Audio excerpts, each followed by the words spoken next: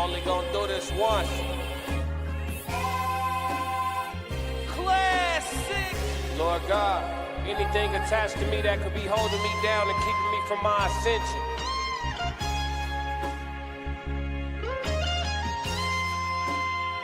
I pray that you detach that from me, so I can fly. They think ill about me, they still around me. Lord God, please set me free. I ain't going out like Gandhi, bet it won't be nobody next to me.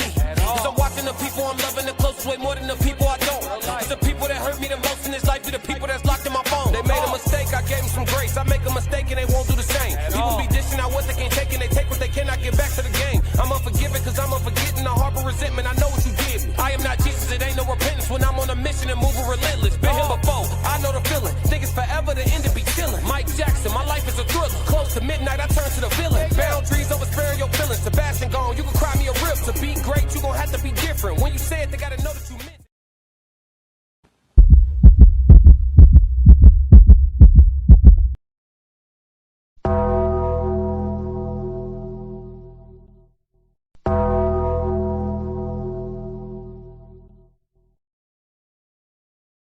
Classic.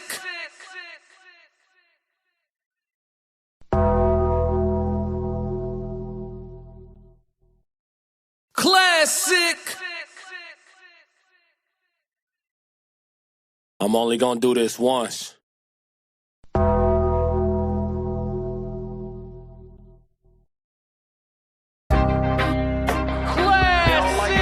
That glow. And one thing they hate worse than you having that glow is when you know you got that glow. They don't like that. They don't like that at all. So give them a reason to keep hating on it. You know what I'm talking about? Let's get ready to farming home up in rank. Step in the room, they paid away.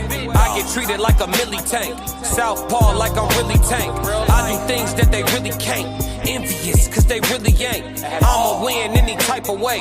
That's a parlay you could take to the bank. That's a parlay you could take to the bank. Know some people I love, put some smut on my name. I'ma still love them the same. I'ma love them from outside of the frame. I'ma love them from outside of the pain. That type of hate don't belong on my paint. That type of hate don't belong in proximity. Lord knows I love to match energy. Won't smoke, I know the back chimney. No hope with me once you an enemy. Well trained. What's going on, chat? What's going on, chat? Get a little energy. Get a little energy. I know what it is. Come on. Come on, y'all. Come on. It ain't no pics. It's for whoever. Ain't gotta like us, but you gon' respect us. Before I be soft, I'd rather be deadly. Let's get it. Since I lost Sebastian, my heart has been heavy. Hard in my heart, now it's hard to be friendly. PTSD in my arms, he was heavy. Felt his heart stop, oh my God, I wasn't ready. Couldn't even walk, his last walk was with Granny. Heard he was sick and they said it was bad. I damn that collapsed, but my legs feel like jelly. Man down, I lost my family. Therapy dog, who gon' help with my sanity now? Think I'm about vanity now. Been in the gym, I'm trying to balance it out. Managing rage, out of line, some people jumped off the page. Bad time if you really won't play. Bad time for you to play with my name. It's Candyman if you say my name. I'm up in rank. Step in the room, they paid away. I get treated like a milli tank. Southpaw like I'm really tank. I do things that they really can't. Envious, cause they really ain't. I'ma win any type of way. That's a parlay you could take to the bank. I'm having that aura, I got that glow. They hate it worse when they know that you know. Walk in the room like I'm covered in gold. I used to suppress it, was about to implode. I used to suppress it, was about to explode. Sore thumb in the room everywhere that I go. Black sheep for the fam, used to think something was wrong. Took a little time to realize I was chose. Took a little time to realize I was special. Ever since birth, been a cold under pressure. Wanna be great, gotta do a little extra. That's why I grind with obsession. Everything about me irregular, everything about me is pressure. Maximum effort, no box left unchecked on the checklist. No stone left unturned, mash on the gas and etc. Or farming hoe, I'm up in rank. Step in the room, they paved the way. I've been trying I get treated like a milli tank. Southpaw like I'm really tank. I do things that they really can't. Envious, cause they really ain't. I'ma win any type of way. That's a parlay you could take to the bank. Remember this day. Remember this day. Or farming hoe, I'm up in a rank. real dude or a fake dude or a person. I'm me. Classic. All right, before we begin the show, it's two things that we have to do. One of those things is a disclaimer, but the first thing we have to do is a moment of silence for Nolan Xavier Wells. Let's do a brief moment of silence, and I'm gonna strike the bell We'll do 7 times, God's number. All right. 7 times. All right. So moment of silence for Nolan, wherever you at.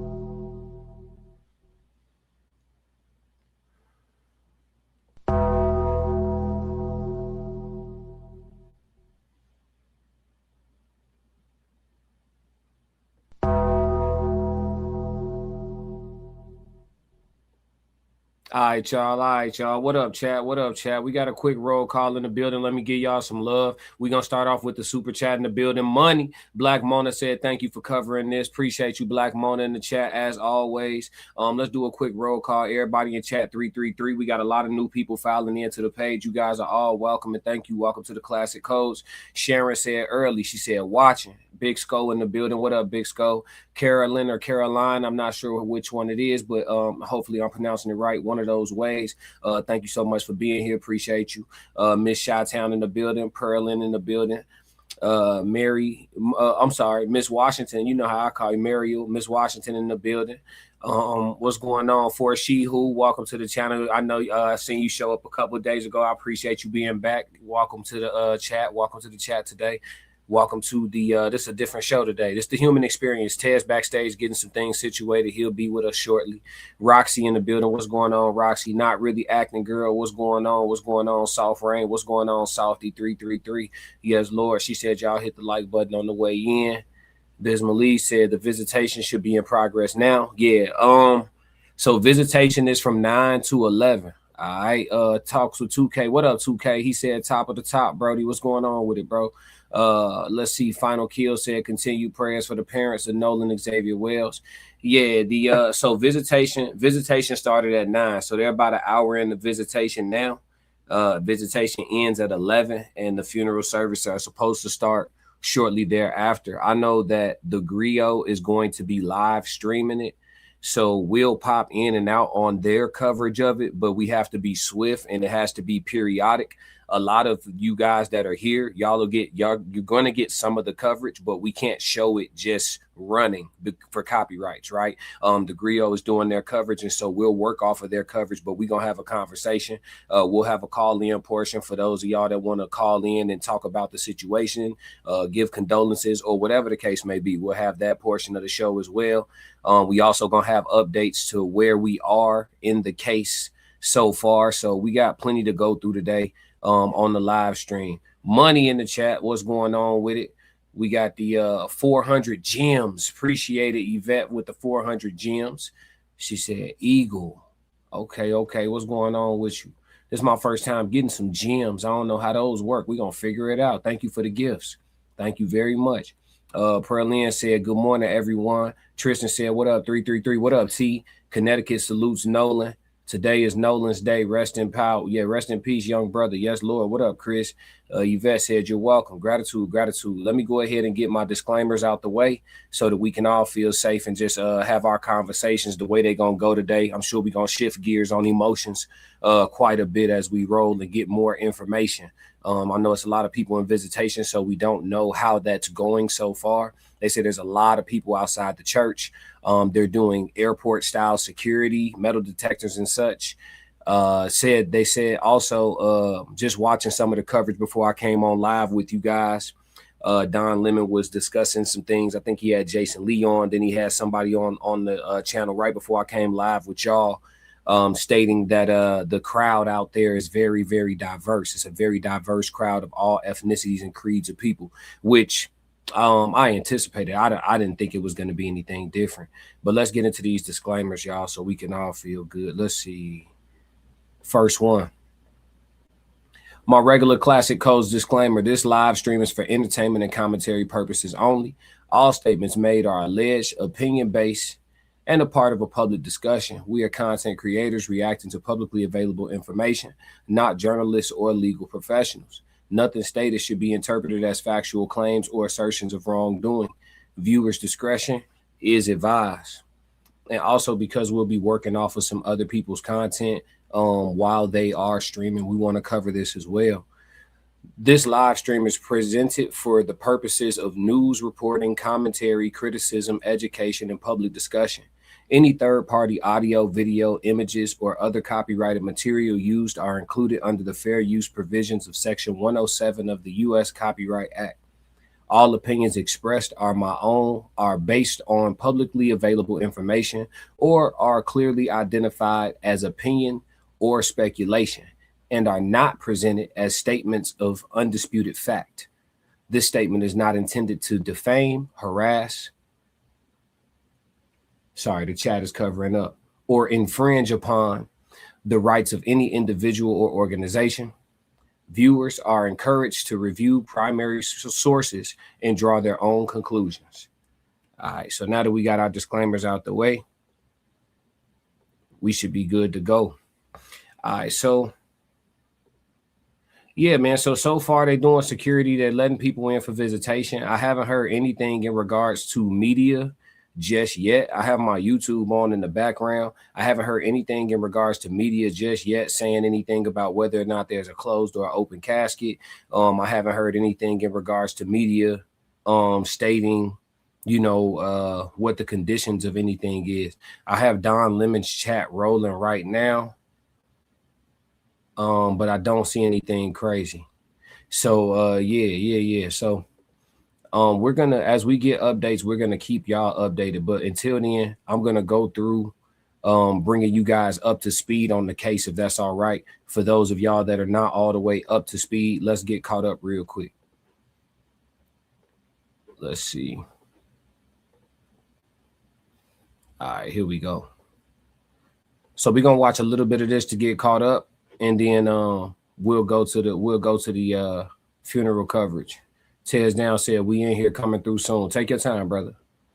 We here today. I got my espresso over here. I'm running on fumes, but it's okay. Got a quarter tank of gas. We gonna make it last, man. Let's see what they talking about. Second, the young woman at the center of this case's biggest. There are three major developments landing in this case at once, and tomorrow brings a fourth moment this family has been dreading for over 2 weeks. First, the FBI has finally put its role in this case in writing, on the record, in full. Second, the young woman at the center of this case's biggest unresolved contradiction has broken her own silence, not through a relative, not through a secondhand post, but face-to-face with Nolan's own mother. Third, somewhere in this story, a family connected to this case has become the target of an actual threat. This is Katie, y'all. This is Katie. So this is the young lady that Nolan was talking to on Horn Island that the fellas claimed that he wanted to stay back for. I know we were saying we don't know Katie.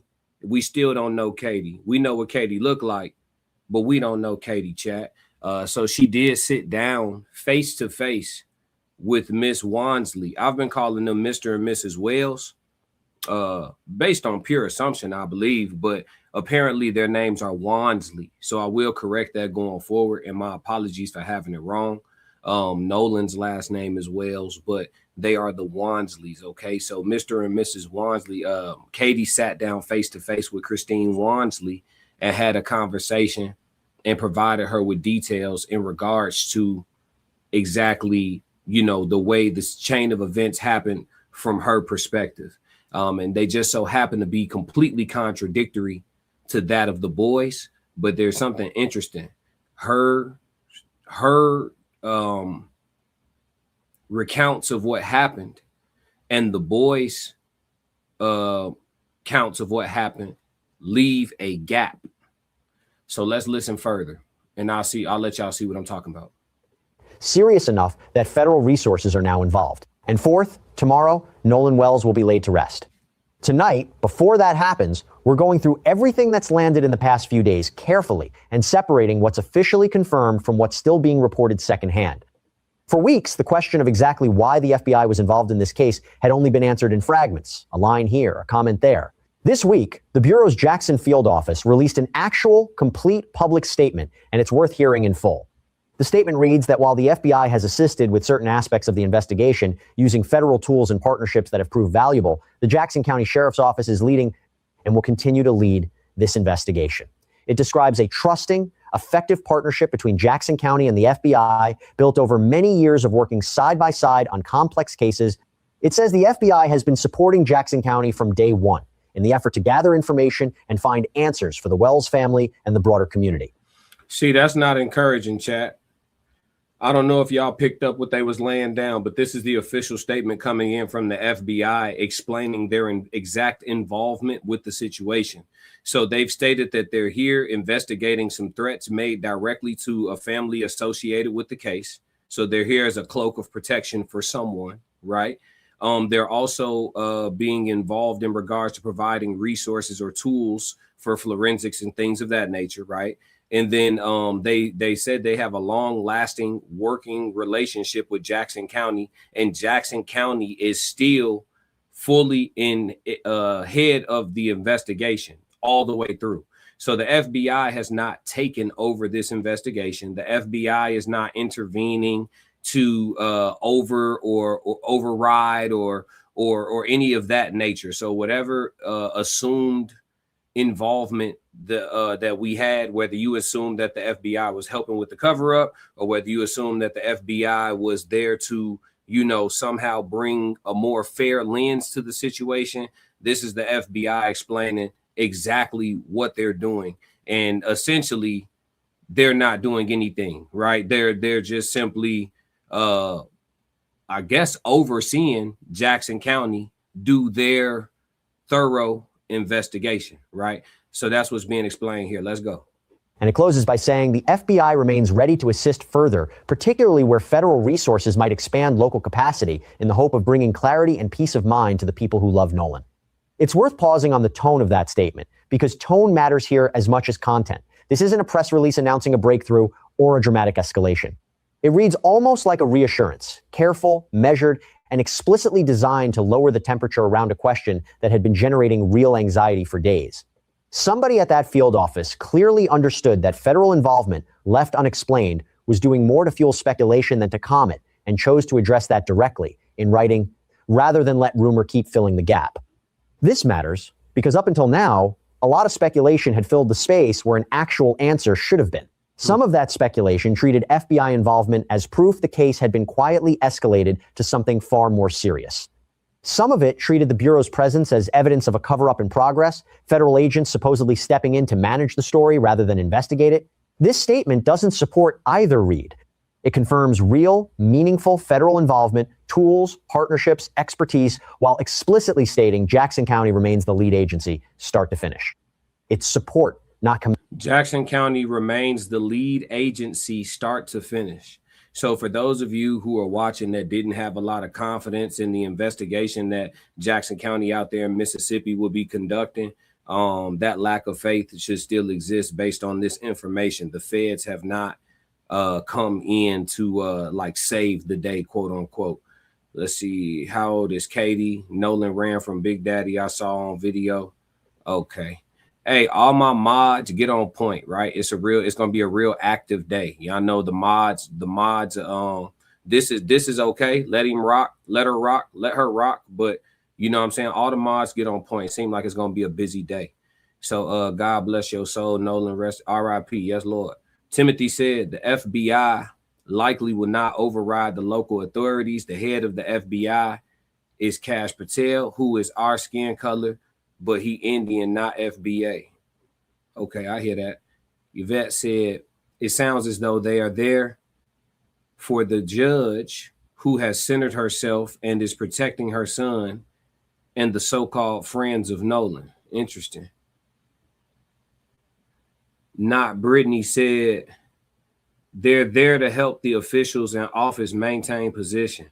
Okay, so a lot of people, y'all don't have faith in the FBI's involvement at all. Stay away from these. I hear that, Todd.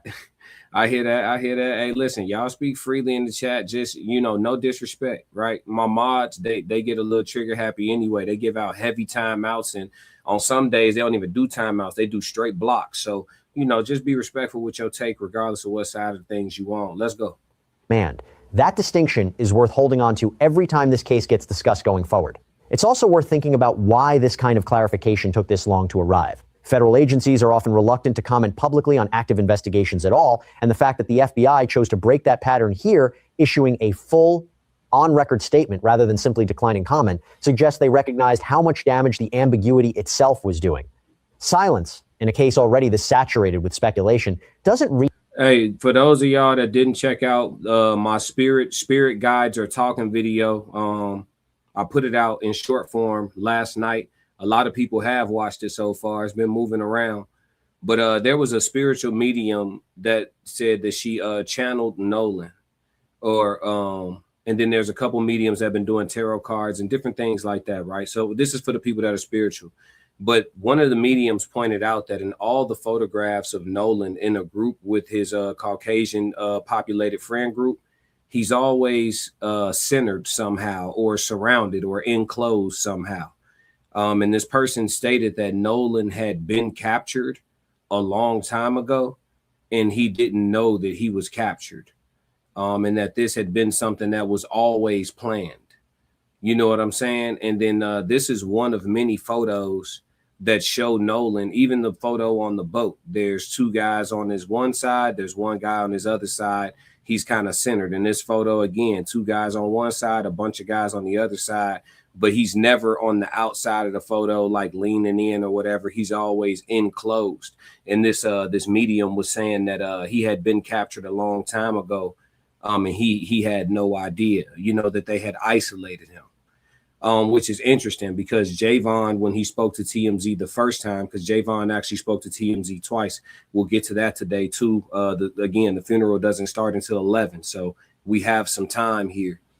But Javon actually stated that he doesn't hang out with those guys. He was like, yeah, I never hung out with them. They were older, so like Nolan would hang out with them, but I really wouldn't be around them like that, so I don't know too much about them, like as far as their character and stuff like that. So even Javon said he wasn't really around these guys when Nolan was hanging out with these guys. And Javon, according to Nolan's mother, is one of Nolan's closest friends. So we gonna stamp that, right? So I find it to be very interesting, and it seems like it could have some validity. But of course, everything is speculation and alleged, right, for content creation purposes. Let's move. It is neutral. It reads as confirmation of whatever theory happens to be circulating loudest. Choosing to speak even carefully was itself a decision with consequences, and it's one worth crediting even as we stay clear-eyed about what the statement does and doesn't actually confirm. Buried inside that same statement is the actual reason federal resources got pulled into this case at all. The FBI says its efforts have specifically focused on interstate threats received by individuals connected to this matter, and that this work is running in parallel with the family's own independent investigation, not merged into it. That's the clearest, most official confirmation yet of something we've touched on before. Federal involvement here isn't about Nolan's death directly. It's about protecting people connected to this story from threats serious enough to cross state lines and become a federal matter in their own right. The phrase interstate threats is doing a lot of work in that sense, and it's worth unpacking briefly. For a threat... Hey, this is the politest, this is the most polite bromo actual compliment I ever got. Bro said, I get that I look like Jesus and Moses all the time, so I hear that a lot. But I read the compliment before I read the name. You know what I'm saying? I was getting ready to say like, oh, thank you. Then I saw that it said Kevin. It's just like, I don't know how to feel, right? But appreciate you, brother. I like wearing hoods on my stream. It make my headphones more comfortable, but appreciate it. CC said the funeral starts at 11. I believe it's already 10:04, 10:05. Now it's 10:15. It's on Central Time. It's Central Time, but you're right though, 45 minutes. So we got time to get caught up on some things. This murder was premeditated. FBI, do your job. I hear you talking, Joanne. Coming in with strong words. Everybody make sure y'all hit the like button. There's a lot of people in here. The likes should be close to matching. It's like 54 likes and 500 people. So the like button is no charge. You know what I mean? And if they charge you, please let me know. I'll go get that back for you. It's no problem. There's a thing called counter sue. Mm-hmm. So yeah, please, you know what I'm saying? I'm not dry begging for super chats and none of that. But the like button don't cost nothing. Just rock with me right quick. You know, we should run it up to at least 200, 300, 400 likes right quick because it just don't cost anything. Let's go. to become a federal matter simply by virtue of crossing state lines, it typically means someone in one state sent something threatening to someone in another, a message, a call, a piece of mail, using channels that inherently cross jurisdictional boundaries, the internet chief among them. That's exactly the kind of thing the FBI is built to handle, regardless of how large or small the underlying case actually is. It doesn't require Nolan's death itself to be treated as a federal matter. It only requires that somebody, somewhere, used interstate channels to threaten somebody else connected to this story. Here's what's just as important. The FBI statement does not specify what those threats actually said or who specifically. So who do y'all think the FBI is there to investigate interstate threats of? Who do you think got the threats, and who is the FBI investigating? Do you think that they're there investigating threats that were made against the Wansleys, against Nolan's parents, or do you think they're there investigating threats that were made against, you know, one of the boys and their families? It's interesting to see how, you know, the feds come in to protect people. And you know, one of the main people they're not trying to protect is the person that ended up being a victim, right? The person that turned up, you know, deceased. You know what I mean? Rest in power, Nolan. Yeah, rest in glory, Nolan. Yes, Lord. Y'all send all that love through, as much love as y'all want in the chat for Nolan Wells today. Diane said, Judge. They protecting the judge. Interesting. The island is considered to be federal land. Right. So the Fed should be investigating the case. Yeah. Right. You know what I'm saying? I'm with you, Yvette. I'm just doing 2 + 2 with you. Diane said they have to be there to protect their own, which is the judge. It get wicked, y'all. The truth stranger than fiction. Let's go. Receive them. TMZ, reporting on the same statement, noted plainly that it remains unclear exactly what kind of threats were made or who was on the receiving end. That gap matters because separate, unofficial reporting has circulated specific, graphic claims about threats sent to at least one family connected to this case, a family tied to one of the boys who was on that boat. Those specific details have not been confirmed through any official statement from the FBI, from Jackson County, or from anyone with actual authority to verify them. I want to be precise about that distinction here. We know officially that interstate threats occurred and that federal resources are addressing them. We do not have official confirmation of the specific content of those threats or exactly who received them. Both things are true, and it's important not to blur them together. There's a reason official statements tend to stay vague on exactly this kind of detail, even when the underlying facts are serious and real. Naming. Let me see. Tanisha said, new to the channel. I appreciate how you're covering the story. I appreciate you being here, and I appreciate you appreciating the way we're covering the story. I'm trying my best. I've done a lot of speculating. I'm trying to, you know, draw some conclusions or bring some light to some things that don't make sense as best as I can. And even sometimes even bring humor, because this can tamper with all of our energy, especially us who are interconnected, if you know what I mean, right?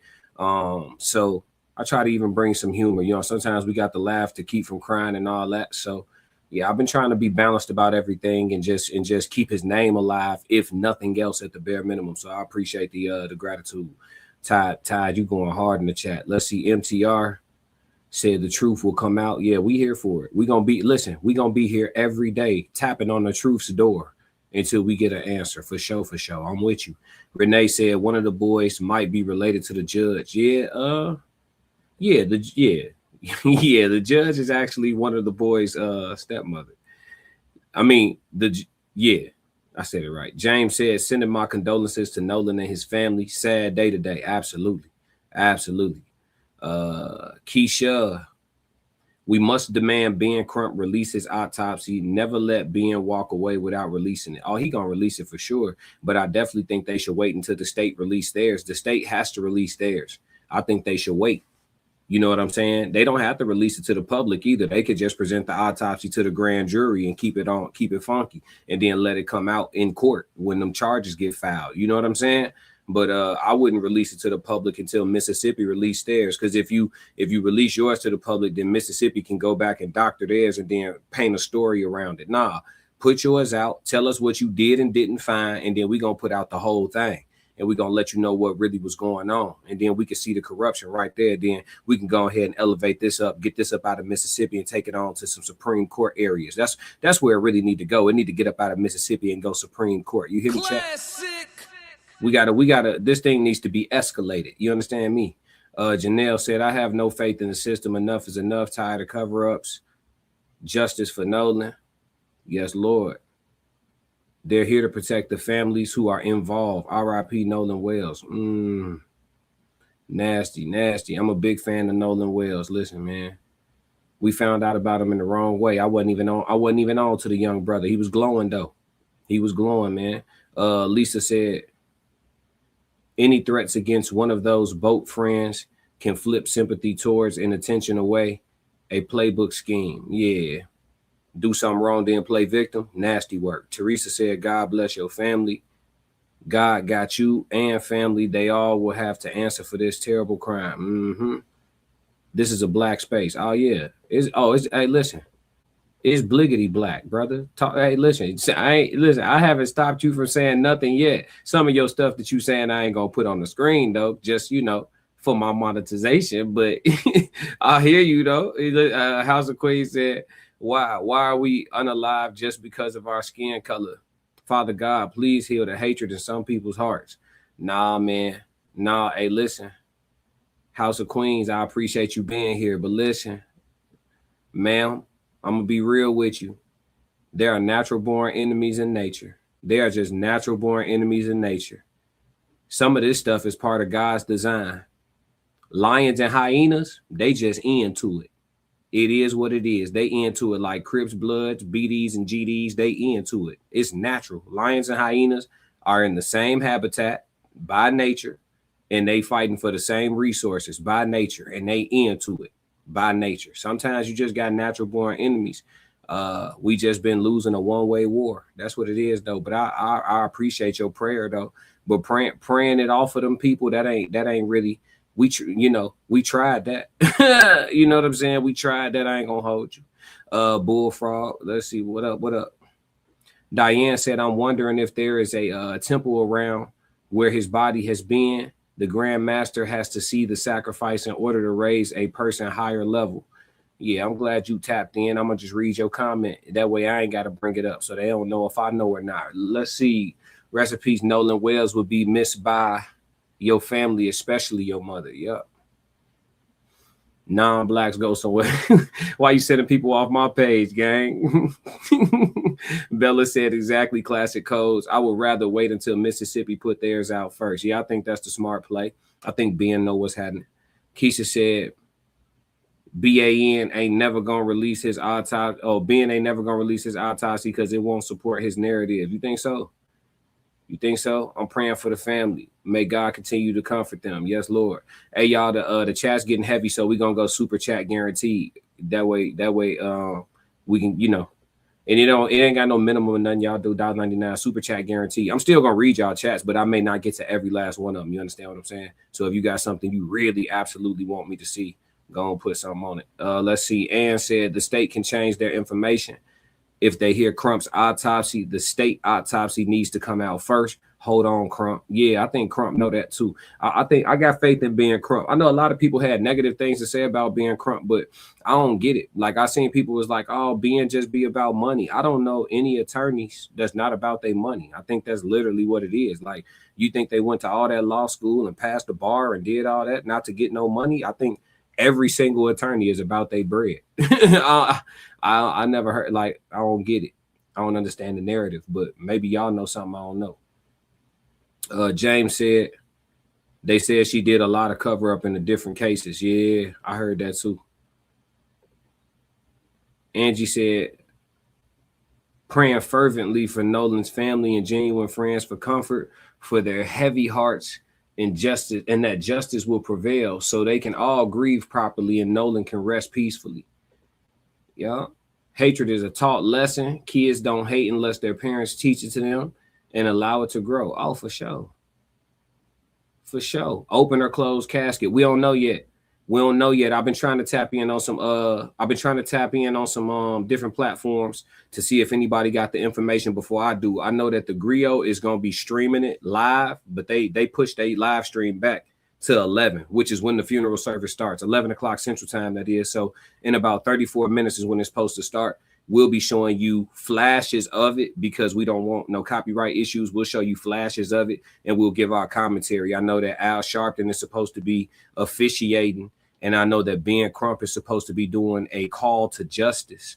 So these are things that we will weigh in on live. We here with y'all for a while. So y'all sit back, man. Keep us in the headphones. And then for those people who want to watch it straight through, that's perfectly fine. I'm not a content creator that hogs, eyeballs. If y'all want to go to the Griot and literally just watch the funeral just straight through without any commentary or discussion, that's perfectly fine. My community chat 333, we like to talk amongst each other and get some things situated. So the choice is yours. You know what I'm saying? But we're here. And Tez will be joining me soon too. This is the human experience. So my dog, the Tez Down, is a part of this show.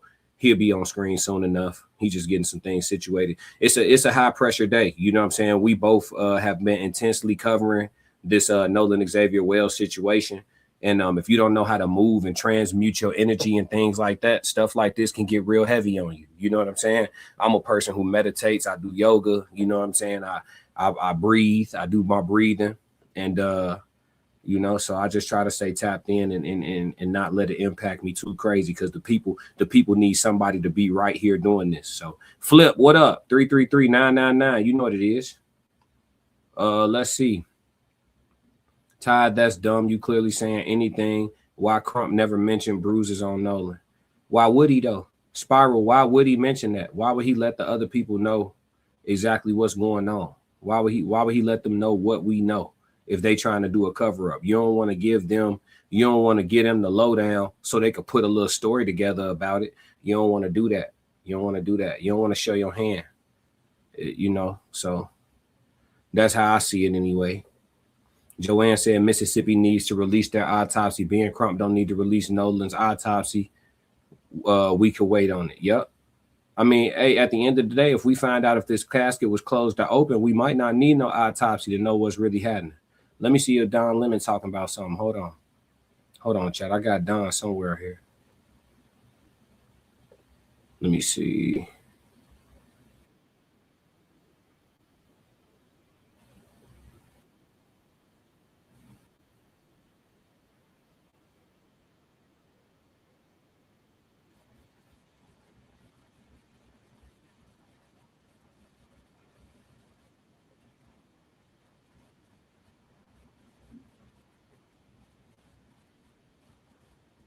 So, sorry I got quiet, y'all. Hold on.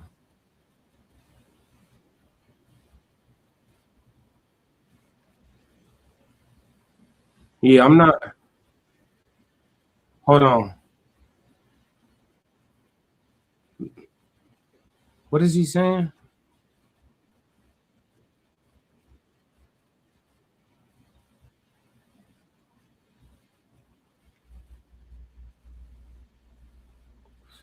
So Don Lemon ain't talking nothing about but the process of getting in, people filing in, arena. See, this the thing though. They got the phones off policy in there. They doing airport style security. So I'm trying to, sorry I got quiet, y'all. I was listening to something in my ear, but they're doing airport style security. They got the phones off policy, no recording, all of that stuff is being enforced up in there. So there's people that are there. There's plenty of people that are filing in, going in, been inside. But as long as they're inside, we won't have any reports from inside. You understand? Like, and then from what I'm hearing, there's a long line or a process to get in. So nobody's going in, getting the 411, and then gonna step out and risk not getting back in at all, or go through the whole process of getting back in. So all in all, essentially what it's looking like is we would have to wait until, the funeral starts to stream and then try to get some indication, or which will be in about 30 minutes from now, or we would have to wait until the funeral service is over, when all these media people who have been allowed access, mind you, come out and are able to turn their devices back on and start reporting to their platforms and their sources to get on, to give the 411. So we'll be here and we're gonna figure this thing out, because I tell you what, man, I truly hope that it's not what I've been feeling like it is. If y'all could see the foreshadowing I did in the thumbnail for today. If y'all didn't notice the foreshadowing I did in the thumbnail today, y'all could blow that up right there. You see in the upper left-hand corner, those are Emmett Till's parents. And in the right-hand corner is Nolan Wells' parents. And if you see, there's a crazy resemblance between Christine Wansley and Emmett Till's mother. And so, you know, I hope that it's not that type of situation, right? I hope that what I feel is completely inaccurate, and that it's a situation where, you know, it's an open casket, and, you know, he not looking like nothing, you know what I'm saying, mutilated or nothing crazy. You know what I'm saying? It's just, I don't want to see so many people's hearts get broken. Like me, I'm one that embraces reality. I believe in that no matter how harsh it is. You know, I just need to know what it is, right? But for a lot of other people, you know, a lot of folks like to have more hope in humanity and in society, and for like a more peaceful and you know, a more peaceful and a lower crime riddled future. A lot of people have hope for that and they want that, right? But I'm not delusional about whether or not it has come or not. It hasn't. And so if it's something that's real bad, I wouldn't be surprised. But man, I really hope it ain't though. You know, let me see. Y'all beefing in the chat. I'm gonna let y'all sort that out. But let's get into some more of the updates, y'all. We still got time. Specific victims or repeating specific threatening language in an official public statement can itself cause additional harm, drawing more attention to the very people the investigation is trying to protect and potentially compromising whatever legal action might eventually follow against whoever sent those threats. That restraint, even if it leaves the public with less detail than they might want, is often a deliberate protective choice, not an attempt to minimize what actually happened. Here's the development that changes the shape of this case more than almost anything else this week. Katie, the young woman Nolan spoke with in his final confirmed minutes on that beach, has finally been heard from directly, not through a relative's Facebook post, but through an actual in-person meeting with Nolan's own mother. According to Christine, she and Katie sat down together, face to face. And Christine has said plainly that what Katie told her does not match the story she's been hearing from everyone else. This represents a real shift from where this case stood even a week ago. Up until now, everything attributed to Katie had arrived through intermediaries. First through a family friend relaying what she'd heard secondhand, then through Katie's own mother and sister posting on Facebook to correct rumors that had spiraled out of control. Each of those accounts was filtered, understandably, through someone else's memory of what Katie had said, rather than coming from a direct conversation with the one person who actually has firsthand knowledge of Nolan's final confirmed words. A face-to-face meeting between Katie and Christine changes that entirely. This is, as far as we know, the first time information about that conversation has traveled directly from the person who lived it to the person who needs to understand it most, without anyone else standing in between. This is worth walking through carefully, because the details matter, and because Katie's actual account is more specific and more limited than a lot of the public conversation around it has suggested. According to Christine, Katie has been consistent from the very beginning. She and Nolan met that day, spent time together, and eventually parted ways. Katie then got back on a boat with her own friends, separate from Nolan's group. She assumed, based on their conversation, that Nolan was heading back to rejoin his own friend's boat. Here's the detail that matters most. Katie never actually saw Nolan get on that boat. She assumed it, based on what he told her, but she did not personally witness him rejoining his friends. That distinction is genuinely important. It means Katie's account isn't a direct eyewitness contradiction of the friend's story, in the sense of her having seen one thing while they claim another. It's closer to this. Nolan told her his intention. Whether he actually followed through on that intention before whatever happened next is something nobody, not Katie, not the friends, not the family, can currently confirm firsthand. Both an assumption based on a genuine conversation and a claim that he chose to stay can technically be true at different moments if something changed between the conversation and whatever came after it. I'm twisted, chat. Because now I'm starting to feel like everybody in on it. I'm starting to feel like everybody in on it, chat. And maybe it's because it's the day of the services and it's supposed to be a celebration day. Miss Wansley and Mr. Wansley told us to celebrate Nolan's life. He wouldn't want us to be all sad and all that, what she said. So we're going to try that, right? We're going to play music. We're going to do all that. You know what I'm saying? We're going to try that. But look, I'm twisted, chat, because I'm starting to feel like everybody in on it. Because, all right, so Katie go sit down with Miss Wansley. Katie tell her and Nolan chit-chat. They spend some time together, and then they parted ways, right? But when they parted ways, he told her his intention, which was, I'm finna go get up with my boys, get on the boat, get up out of here. That's what he told her he gonna do. Now, she didn't physically watch him walk away, go link with the fellas, and get on the boat and pull off. She didn't watch him do that. He stated his intention. They parted ways. She turned and went her direction. He turned and went his direction. The boys is saying when it was time to go, he like, nah, I'm going to stay back with her, and y'all keep my phone and my car keys. That's what they saying. And that creates this gap here between him stating his intentions to go get on the boat and leave, and them saying he told us he wanted to stay back with Katie. That conflict of interest right there could be used to tie everybody in or get everybody off. And that's spooky, chat.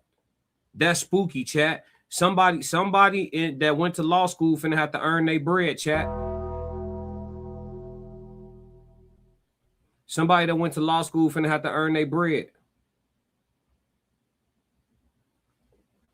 I thought it was interesting that the judge wrote on her FB wall that she went to high school with Christine Wan. Yeah, I thought it was interesting too. Let's go. I think it's worth sitting with why this nuance got flattened so quickly in a lot of public coverage of this case. A clean contradiction. One witness says this, another witness says that, makes for a much more compelling story than an account built around an honest assumption. But Katie's actual position, as relayed by Christine, is more measured than that. She's not claiming she watched Nolan walk away from her and board a boat. She's saying he told her a plan, and she had every reason to believe he'd follow through on it. That's a meaningfully different kind of testimony than a direct eyewitness account, and it deserves to be treated as such, rather than collapsed into the same category as a flat, contradictory claim. This also reframes, at least somewhat, what actually needs to be explained. If Katie's account is accurate, the real mystery isn't whether Nolan wanted to leave. It's what happened in the gap between him stating that intention and whatever came next, a gap that, as of right now, nobody has been able to account for. Separate from Shepard's account, and separate from the FBI's official statement, reporting has emerged describing an actual threat received by a family connected to this case, specific enough in its content that it would qualify as exactly the kind of interstate threat the FBI's statement references. I want to handle this carefully, because of exactly the gap we just described. The FBI has confirmed threats occurred and that they're being addressed. It has not officially confirmed the specific content of any single threat or named who received it. Some reporting has attributed detailed, graphic threats to a specific family connected to one of the boys who was on that boat. Until that specific reporting is confirmed by an official source, I think the responsible thing to do is treat it as credible but unverified, real enough to take seriously, specific enough that it shouldn't be casually repeated as settled fact. What is beyond dispute is that. Now, in this photo, he's not surrounded, chat. This is the first photo I seen where he not surrounded. Right? They don't got him surrounded. And as you can see in this photo, the other dude that we don't know, Trayston, there he go right there, right here in the front, right here, with the sunglasses dangling. That's Trayston right there. Now, he the best friend in the world that Mom Dukes don't know. So we don't know Trayston. Over here at the Classic Codes, we already stood on that. We don't know Trayston. 333 in the chat if you don't know Trayston or Katie. We don't know them. But listen, they knew Nolan. And so we don't know how snaked out they was, because you claiming to be a best friend, but you ain't never met moms and you ain't met pops. You my best friend, but my peoples don't know you. Yeah, suspect. Hey, listen, we put him on a persons of interest list too, because he done jumped off the porch for no reason, talking about that was me on the video. That was me on the video. Why is you even talking, gang? Gang, why you gang? Didn't nobody ask you nothing? You talking about you was beefing with your girl and all that. We ain't hear no girls in that video. We didn't hear no girls in that video. We heard the dude in the audio saying the dude Trayston talking about he was trying to get his phone from his girlfriend. 333 in the chat if y'all ain't hear no girls in that audio. I ain't hear no girls. I heard a dude saying, dude, give me my effing phone. Now, if you talk to your girl like that, what your girl look like, Trayston? Classic. You see what I'm saying? So So already off rip, we don't know Tristan. We don't know him. We don't trust him. You feel me? And he done jumped off the porch playing for the ops. So Tristan can get gone. But I just noticed this the first picture I seen where he wasn't surrounded, chat.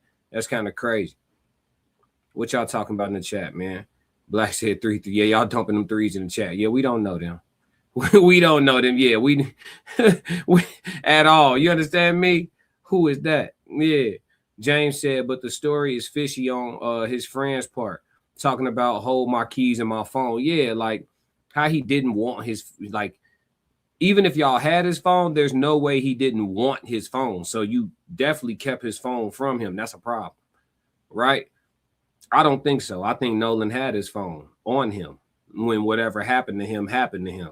And whoever made whatever happened to him took his phone off of him. That's my theory, but it's just a theory, all alleged. Let me see. Don Lemon has someone down there for the day. Yes, a lot of people with somebody down there, but everybody that's on the inside, they got their phones off, no recording, no nothing. So they got to wait till they come outside to be able to report back and give us updates. So we really dry right now for another about 15 minutes until the service start. Tim says, so the FBI is there because they implying FBA might have threatened the families of the suspects. Right, but they're not calling them suspects, right? They said no foul play so far. I thought this was the live stream. The funeral will be on in 15 minutes, and we will be showing parts of it, but we'll be giving our analysis. If you want to watch the funeral straight through, it will be streamed straight through in its entirety on the Grio. That is the GRIO. Shout out to the Grio. But we will be showing bits and pieces of their footage, and we'll be doing our analysis. So it's up to you where you want to be at. We here, though. We here. Tanisha said 333. Miss Chi-Town said conflicting stories, reasonable doubt. You see what I'm saying? That's what I'm saying. I'm starting to feel like everybody in on it. Hector said facts. Yup. Tanisha said exactly. Somebody gave him a couple dollars for the week tea. Yeah. Yep. Playing for the ops. Yeah, he playing for the ops for sure. We all are in sorrow. Nolan was exceptional, along with his diverse group of friends who were not prejudiced by skin tone or social status. Please do not destroy his legacy. Now, I'm not destroying anything. If you go watch my channel, I've been showing Nolan nothing but love and speculating on exactly what happened. And you doing the same thing because, Cheryl, with all due respect, you wasn't there either, or the case would be solved, right? Because I'm sure you would tell. So you don't know either. And I mean that so respectfully. So don't tell me I'm assuming something. You just made an assumption too because you wasn't there. So yeah, we all speculating. I'm not destroying his legacy though. We ain't did nothing but be positive about Nolan Xavier Wells. Roxy said 333. That's wild. I don't know who my child's best friend is. No, they tripping. Right, exactly. I would think that Mississippi would have changed. Why? Most of the horrific things that we know Mississippi for happened less than 100 years ago, chat. We talking about the 60s, the 70s, the 80s. Like, this stuff isn't ancient. This stuff happened when your parents was kids. Like, this stuff ain't old. Emmett Till ain't old. Yeah, Keisha said, yep, everybody in on it. That's what it's starting to feel like. Let's go. Yes. Whoever is sending threats to anyone connected to this case, regardless of what they believe happened to Nolan, is committing a serious crime. Grief, suspicion, and public pressure do not grant anyone permission to threaten a teenager, a parent, a judge, or anyone else. That much is true, regardless of exactly whose name attaches to which specific threat. It's worth thinking, too, about the broader effect this kind of thing has on a case like this one. Every witness in this story, every friend, every family member, every young woman who happened to spend a few minutes talking to Nolan on a beach is watching this unfold in real time. If coming forward, or simply being named publicly, carries the risk of threats serious enough to draw federal attention, that's a real chilling effect on anyone who might otherwise be willing to speak up with information that could actually help. Protecting people from that kind of retaliation isn't just a matter of basic decency. It's directly connected to whether this investigation can actually get the full cooperation it needs. I keep returning to this distinction throughout this case, and I want to explain why it matters so much here specifically. This story involves real people, teenagers among them, whose names and reputations are being shaped by every single detail that gets repeated publicly, confirmed or not. The FBI's own statement is deliberately careful and vague about specifics, likely for exactly this reason, to address a genuine problem, interstate threats, without turning its own statement into a vehicle for further identifying or exposing anyone connected to this case. We're about 14 minutes out from the funeral starting, and we'll be popping in and out with coverage. Tez, I hope you get backstage soon, brother. The chat waiting on you. You know they love you just as much as me, bro. But the Tez Down will be joining us shortly with his commentary. But yeah, I sometimes I be, I'm a person that's big on trying my best to look at things from multiple different angles and perspectives. And at least if I can't find different ways to look at something, hearing people out who see things differently. But for the life of me, though, I have such a difficult time understanding all of these people who have so much hope for like this. I don't want to say utopia, because I don't think people think we'll live in like complete peace and harmony, like Pleasantville or nothing like that. I don't think people expect that. But I do think people sometimes have like this hope or this desire in their brain to where like the history of this country somehow has cleansed itself, and we as a mass in majority have like gotten over or forgiven.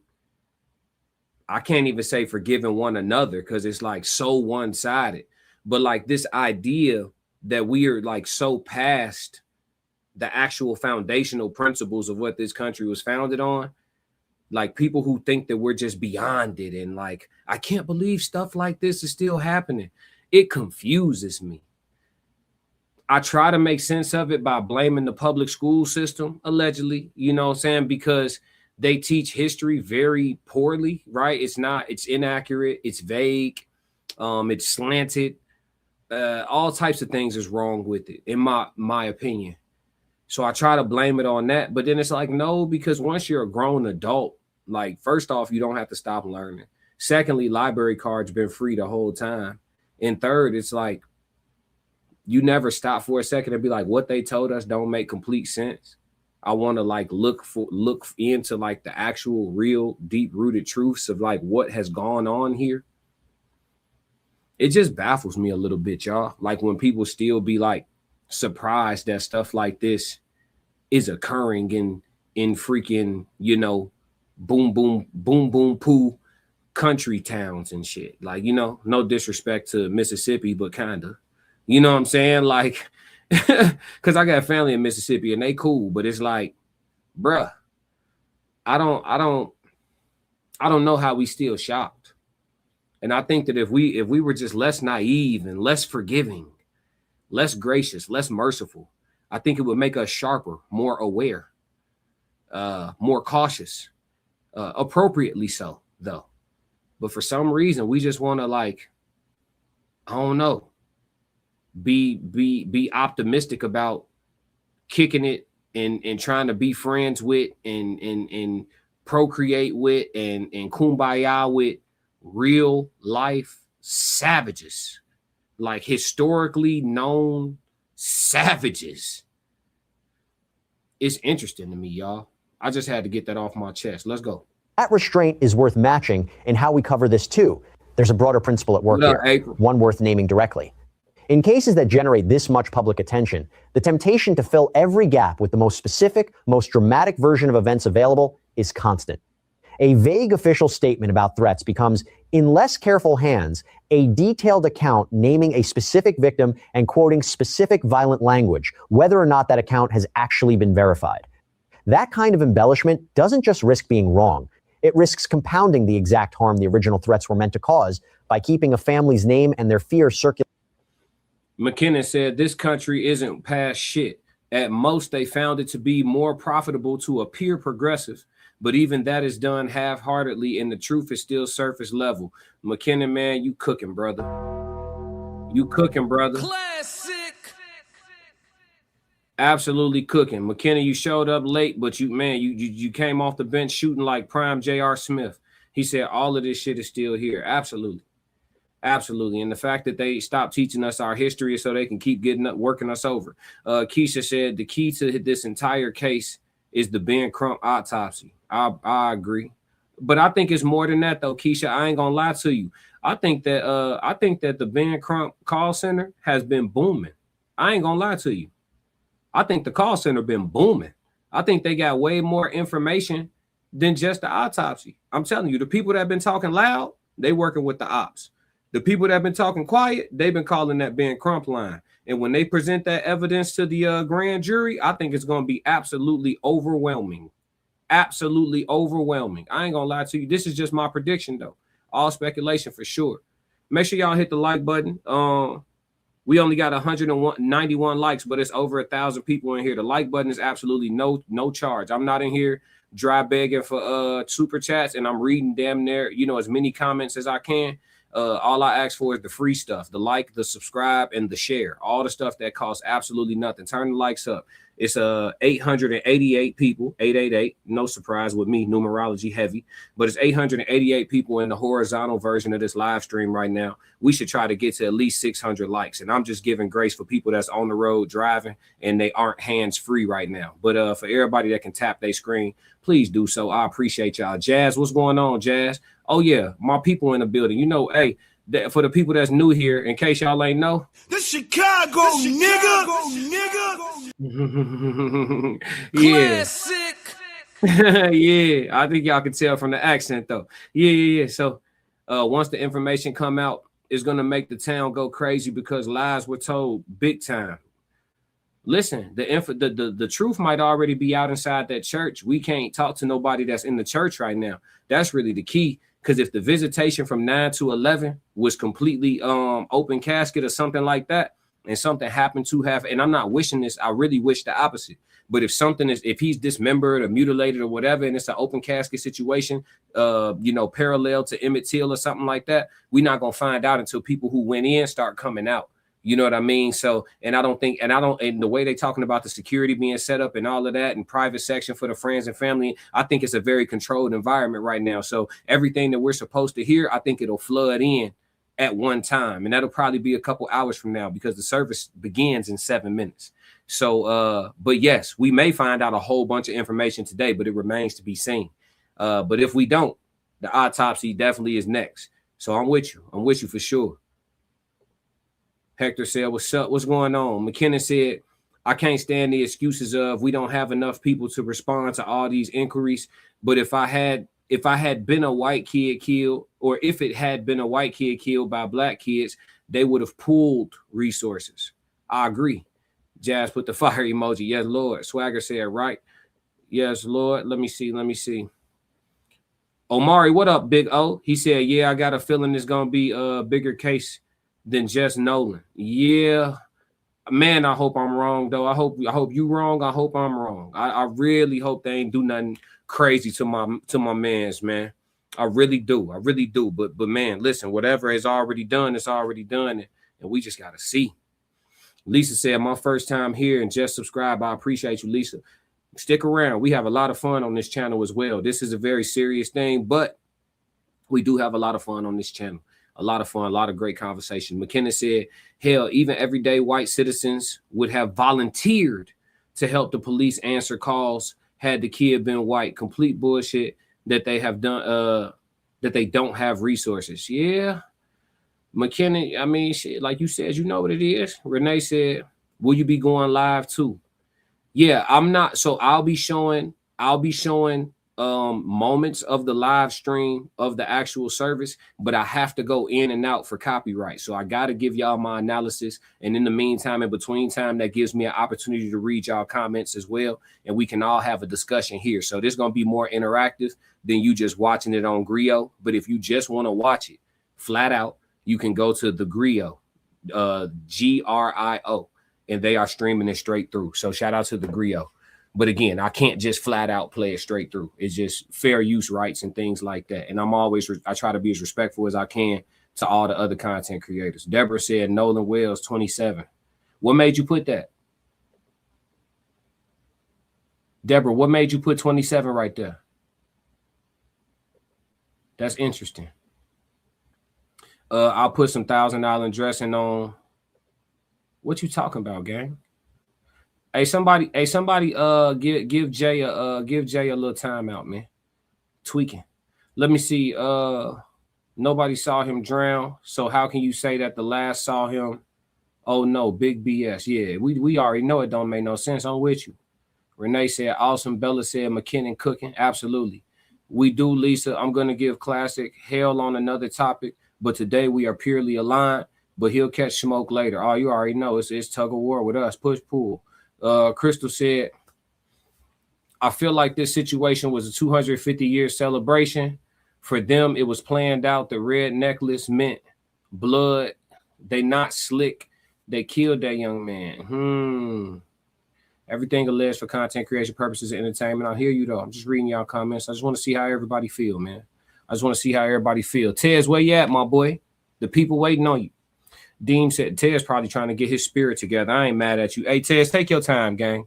Because listen, y'all, for y'all that don't know, y'all will see in a minute. My homie Tez, he has his own show as well, The Tez Down. He has his own channel. But we have a show together that we collab on called The Human Experience. That's what this is today. I'm just holding things down solo until he get here. But Tez is our local, he's our local resident crash out.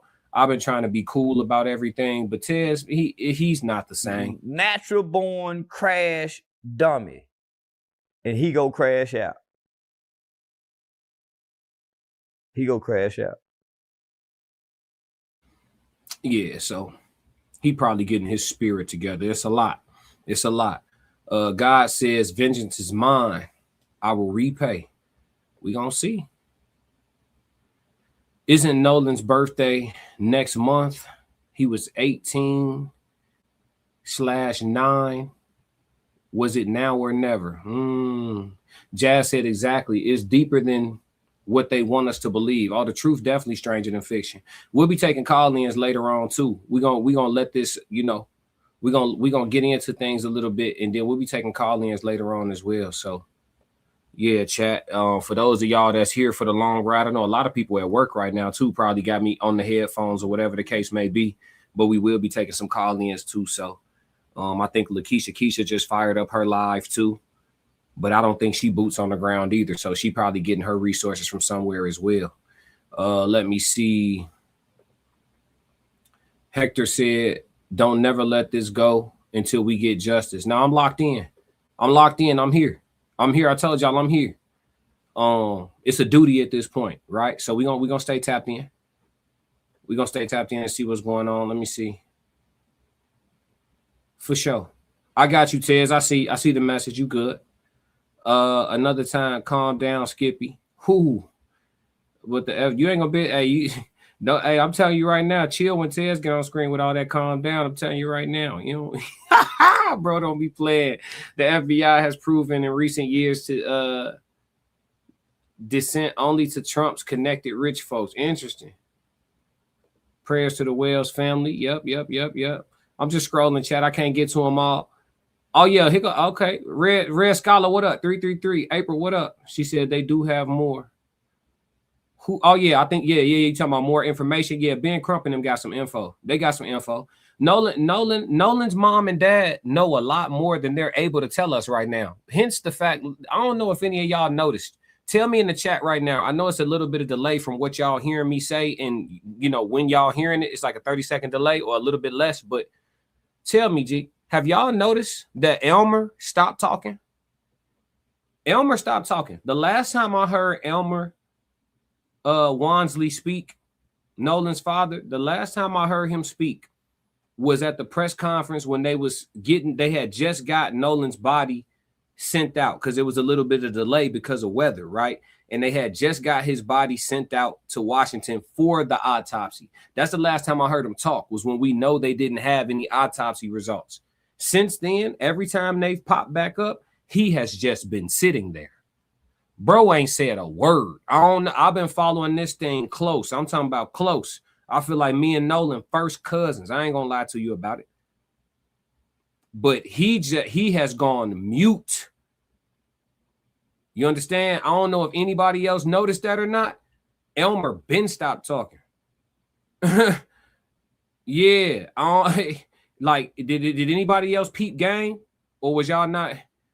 Yeah, Hector said he know what time it is. He ready for war. Hey, bro got quiet. Yeah, Bella said, I noticed that too, Classic. I'm talking about nothing. I ain't heard Elmer say a word in like 2 weeks Like a week, not 2 weeks, because it's only been like, but like a solid like 8 days, 9 days.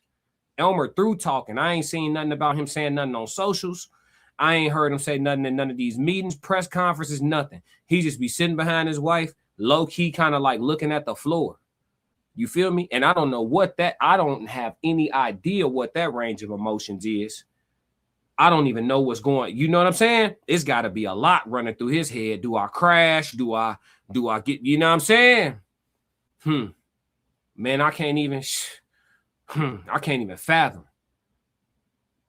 McKenna said, anyone saying stupid shit, you should know that I will pay for your own plane ticket to fight either Classic, Tez, or me. If you want to keep acting like a complete ass, you need hands to speak crazy. McKenna, you ain't lying. Hey, you know we throw 16s around here. Yeah, in case y'all ain't know, chat, all of us, half of the chat box. Yeah. Tez box, I box, McKinnon box. Hey, everybody new in here like, wait, what? Yeah.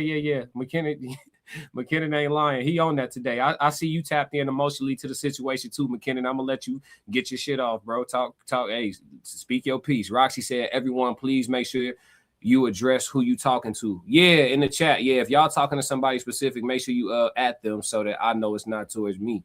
Because my mods are very sensitive. I can handle it, but my moderators, not so much. Let me see.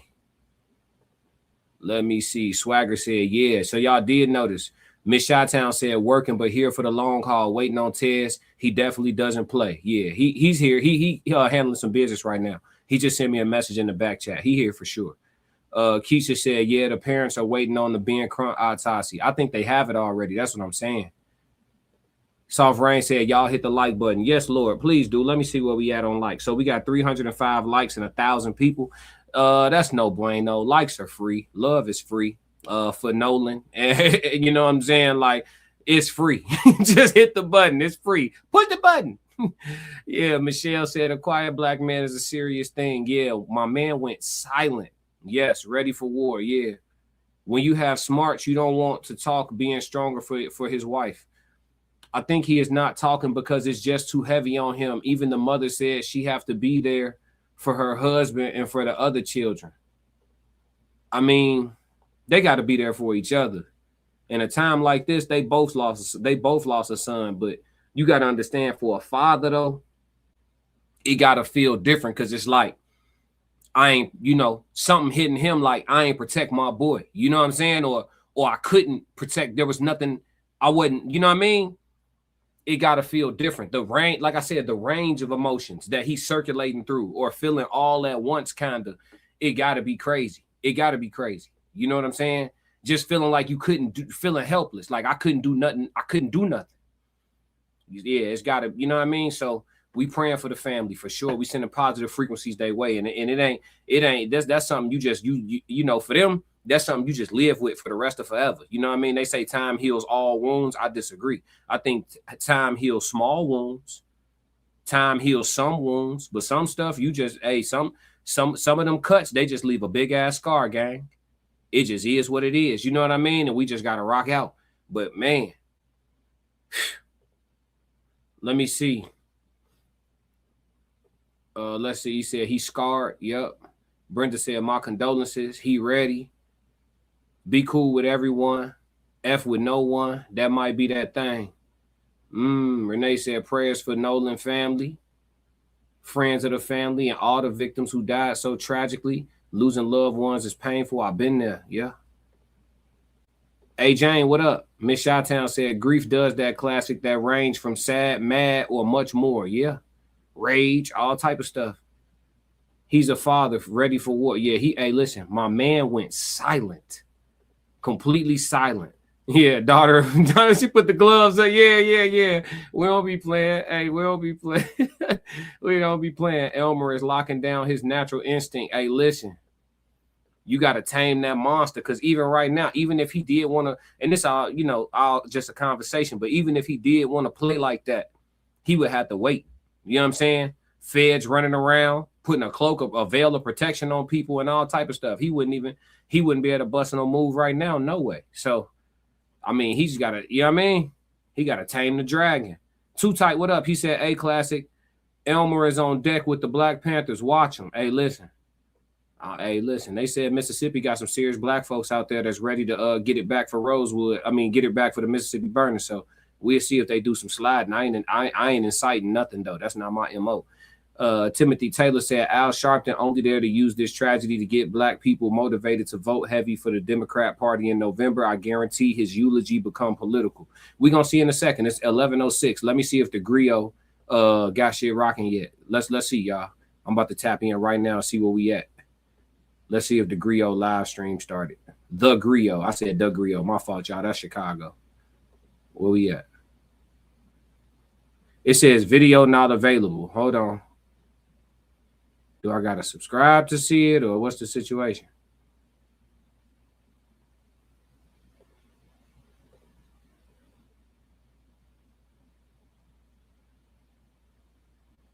I don't see a live stream no more, chat, from the griot. Let me go to Lakeisha Keisha page and see what she got. Somebody got something, chat. We're going to get tapped in one way or the other.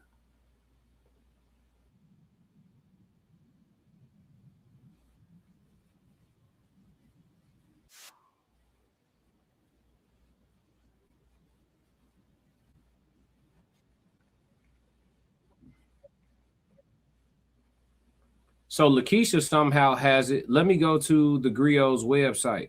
They're supposed to have it on their website too. So let me see what's up. We're going to get it situated, chat. Don't even trip.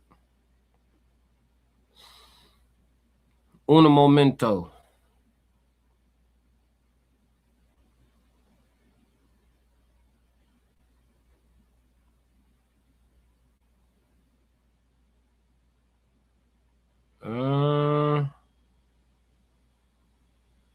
I don't see it.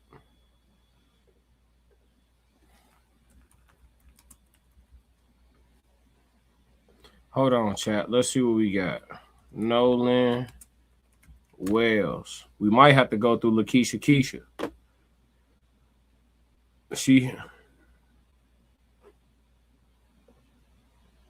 Yeah. We might have to go through Lakeisha Keisha, chat. However we got to get it, we going to get it. But I'm going to check the griot one more time, though, because they definitely stated that they would be live streaming the entire service. They had a stream scheduled, and that joint just went away. It says unavailable. So let's go to Lakeisha Keisha. I don't know where she getting it from, but it looked like she got it. So I'm gonna just keep her up on the screen on mute on my end, and when I see something come through, I'm gonna tap y'all in. But right now, it doesn't look like the feed has begun yet for the services. Lakeisha just talking, just like me. She just talking. Shout out to Lakeisha Keisha, man. Lionel, what up? Big Sco said, if you're not here to pay respect to Nolan and his family, get the F out the chat. Oh, God. I hear that. We got some money in the chat. Money. Let's see. Amanda said she sent 440 gems. Unk alert. Who's Unk? You talk me?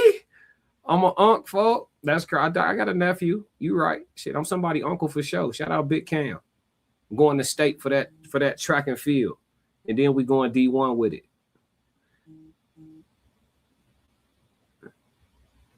Got it. Thank you for the text message.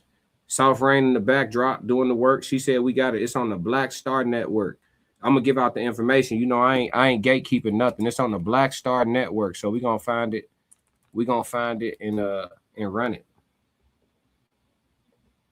Let's get it.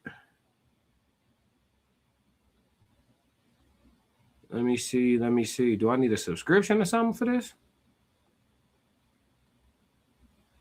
Why is it not on the home page?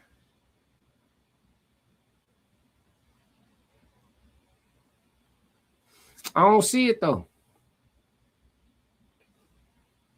She said Black Star Network. Yeah, I'm on their website. I don't see the funeral streaming. Am I tripping? I got to get an app or something? We just going to use Lakeisha Keisha. I ain't going to hold you. We just going to do it like that. I just subscribed to your channel, champ. I appreciate you for doing this live. Keep doing your thing, champ. Justice for Nolan Wells. I pray Wells family and Nolan get justice. Yes, Lord. We here for it. We here for it. He said, I think they have the autopsy results too. But they stated it. They stated it. They said they're not releasing their autopsy till shortly after the funeral service. So I don't know if that means the day of or a few days after or whatever the case may be. But they did state that they wouldn't be releasing their independent autopsy results until after the funeral. So at the earliest, it would be later today, no matter what. But they do have the results though. Justice for Nolan. There's a crime being hidden. Hector said, yeah, I see that. Let's see. He feels he lost a part of him. Yeah, he's struggling. The Griot took down the stream. Yeah, from what I see, unless they're going to start it back up. But yeah, it was up there. Now it's gone and say unavailable. Let's see. He didn't see that coming with his son. Nah, I think he got the information about, you know what I'm saying, whether or not, I think he got confirmation about whether or not foul play was involved. That'll do it. You know what I'm saying? Let's see. You're right about praying for the family. Yes, Lord, we got to. Appreciate the gems. This father just taking it easy. You don't know what's going on in his mind. Losing his son, not easy. Oh, trust me, I know. On why would the two ladies get on the internet and lie about information that being held back or risking their job by putting out that didn't know mom had pictures gave to her that day she took? Will we be able to assist the funeral live? Yeah, it hasn't begun. The stream of it hasn't begun yet. Let me see something. All right, here we go. I got y'all. Let's get it. It looked like the service starting. So Keisha got it. So we're going to go in and out of hers. Again, we're going to guard from copyright. So we're going to have to go in and out. But I will play the audio regardless. But I'm going to go in and out of the picture. All right, chat? So we're going to finesse it and we're going to get this service rolling. It just started. So I don't even know who this brother is up here. But maybe one of y'all do. Let me take this joint off mute. My fault, chat. I'm just trying to make sure y'all well taken care of.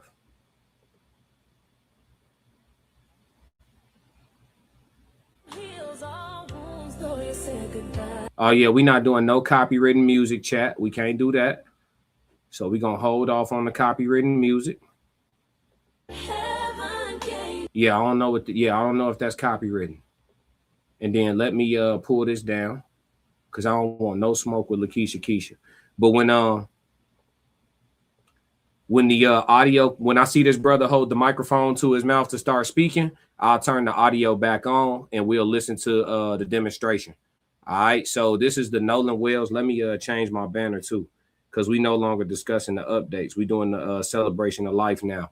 We are officially inside of the Nolan Wells funeral.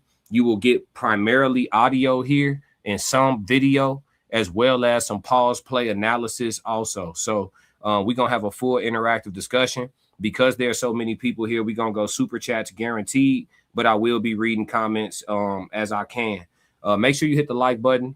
We have about a third of the people here who have participated and hitting that free like button. So make sure you hit the like button if nothing else. And if you really want to show some love, go ahead and subscribe so you can come back and be a part of the show, even when things are less heavy. You understand me?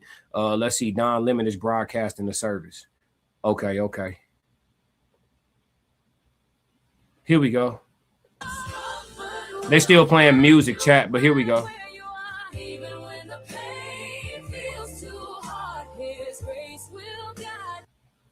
Yeah, I can't keep the music on, but I'm going to just show y'all the picture. And again, I'm going to go in and out. So don't get annoyed with me. Again, YouTube rights and laws. I don't know how they're able or what agreement they have to be able to just run it on their channel. But I don't have no finesse or no agreements with nobody, so we going to play it safe. Yeah, they still playing music, though. Oh shit, Lakeisha Keisha muted hers too. Look, everybody looking out for themselves. Lakeisha Keisha muted hers too, chat. Yeah, we can't. Hey, look, YouTube got rules, y'all. We try to get y'all the service, but look, I ain't mad at you, Lakeisha. I swear I ain't mad at you. Yep. Yeah, Don. Oh, okay.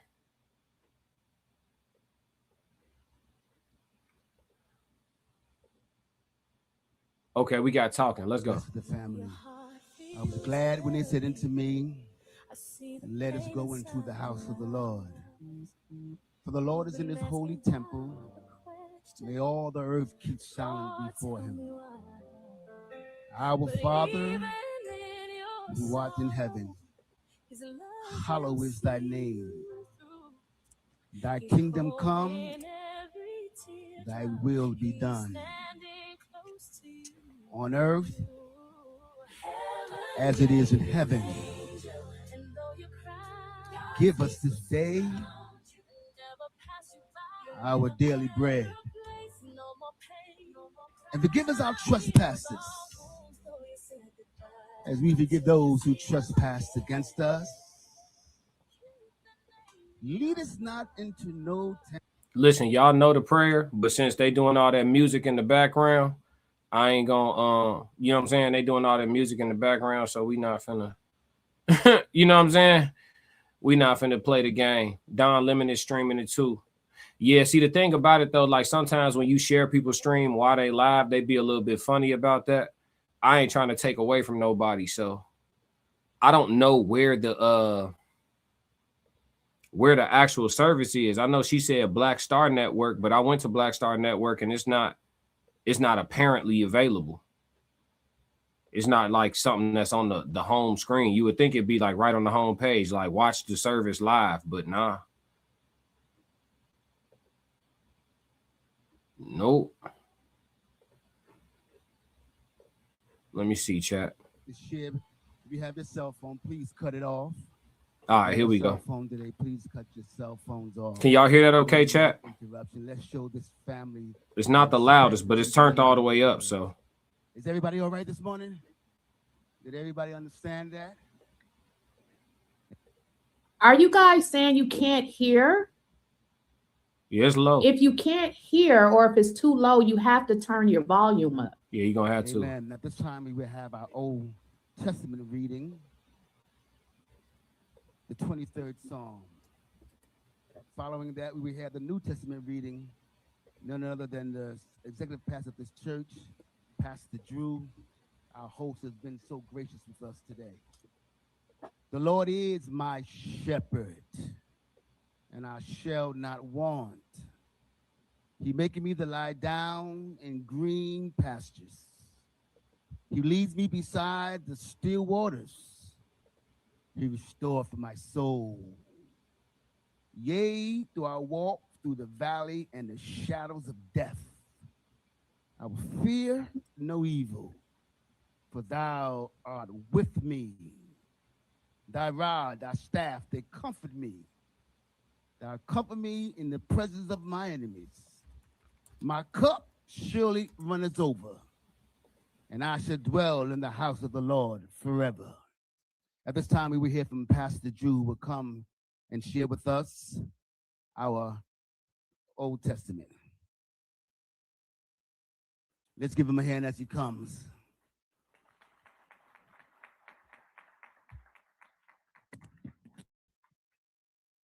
Thank you, Reverend. On behalf of our senior pastor, Pastor Ted Pagel, and our entire staff, we want to welcome you to Center Point Church today. To the family, we've been praying for you. We continually pray for you. We're going to cover you in prayer. Our prayers that the Holy Spirit would comfort you and be with you. I'm going to read out of Colossians chapter 4.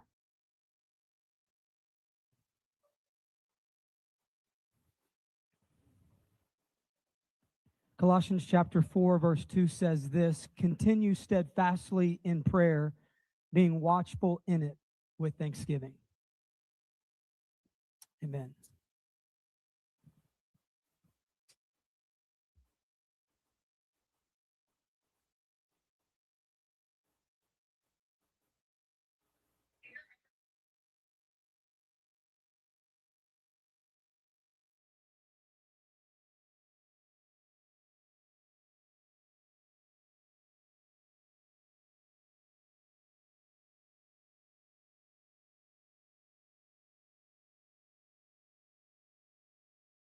Mic check, Tez. Mic check. My fault. I was on What's mute. happening? Good afternoon, Mr. Classic and the Classic Codes and the Tez Down. How are you guys doing this afternoon?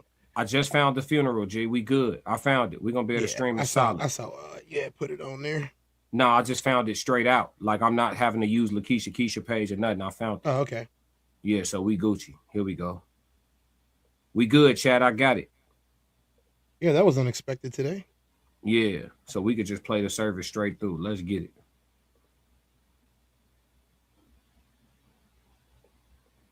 Can y'all hear? Like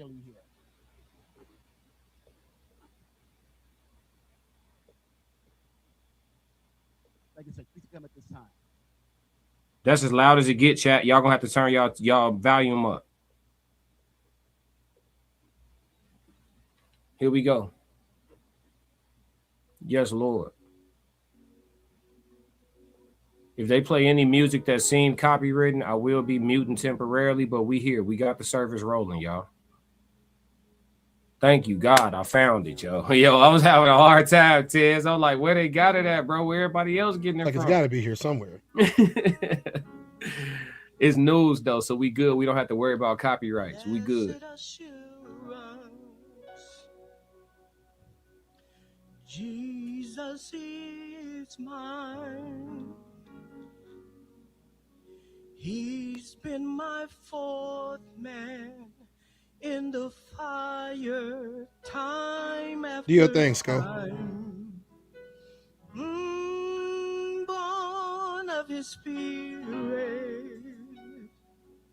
Yeah, so just for the sake of not risking it with the music, Tez, we're gonna talk through this song with respectfully. But yeah, man, the chat been wanting to hear from you. You're here now. Everybody dump the ones in the chat for Tez. You know, it's 333 with me. It's 111 with Tez. It's a lot of new faces in here. And make sure you subscribe if you're over there watching from the Tez Down as well. Definitely subscribe to bro and hit that like button heavy. But where you at with it, Tez, man? Like, where your spirits at today?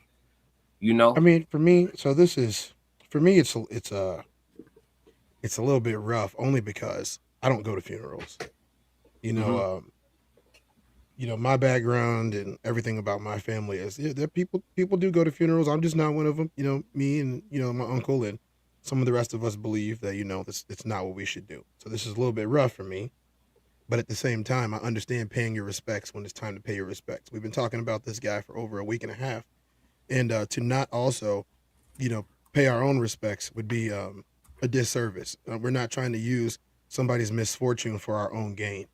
I think it's in the best interest for us and everybody else to pay our respects and either move on or continue to try to investigate so justice is served in this country especially. And a lot of times you may not get justice in the court system, in the justice system, which is crazy that it's named that, you not being able to get justice in it.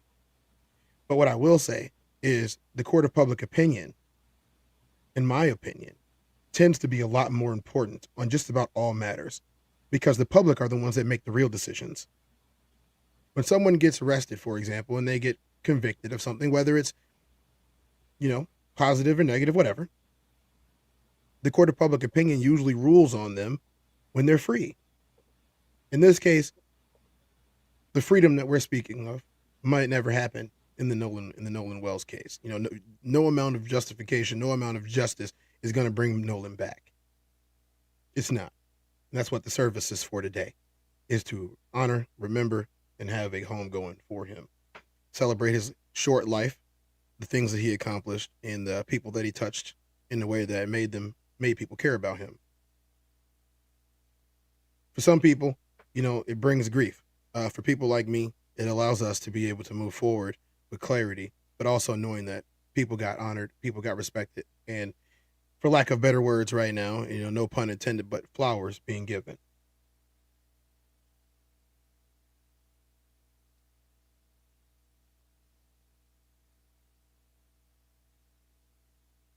Oh shoot, I'm on mute. Well stated, brother. Thank you. Well stated. Yeah, we're gonna get into a lot of different discussion, I'm sure, throughout the course of this. I know a lot of people are here just to enjoy this or enjoy the celebration of life, and we are too. We'll all enjoy it together. But we are going to talk, and hopefully I did a good job of updating the people, you know, while we were waiting on you to handle your business and also waiting on the funeral to start at the same time. Hopefully everybody got good updates out of it. The chat is very talkative today. Everybody's weighing in and has plenty to say, so it's good to see that people still feel, bro. You know, unfortunately, times like this show it the most, but it is good to see that people still feel. He's singing his heart out, boy. Let me play a little. Sounded like he was going to. He.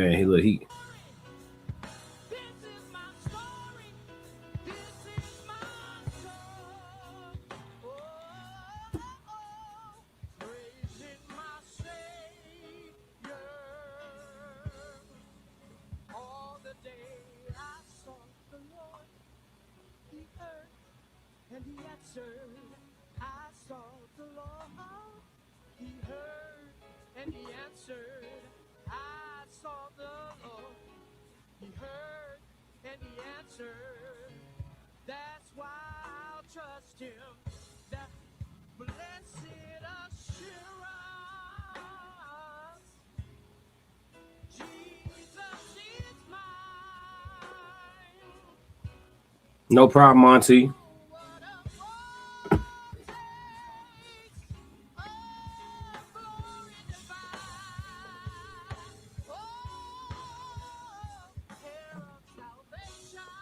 I ain't gonna hold you.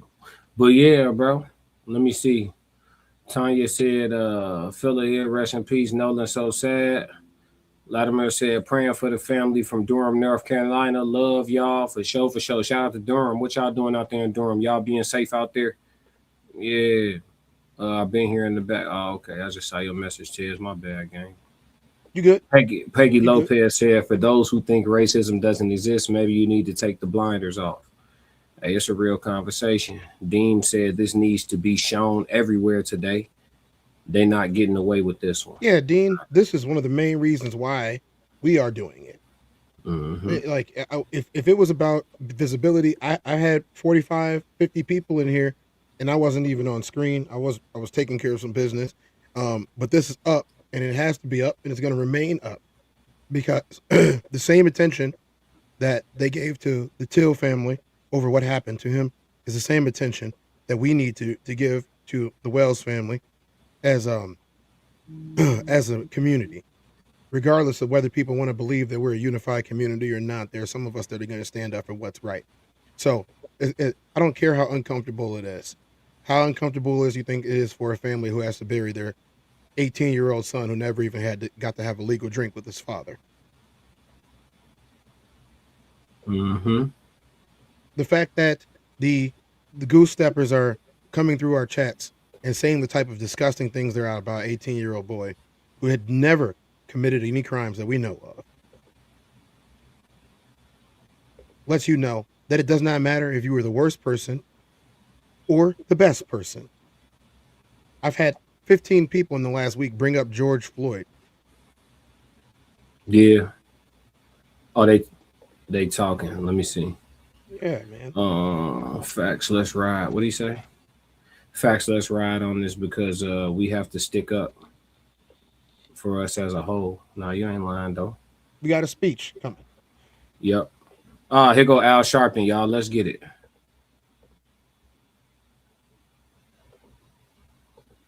Dear God, we come this morning as humble as we know how. So low.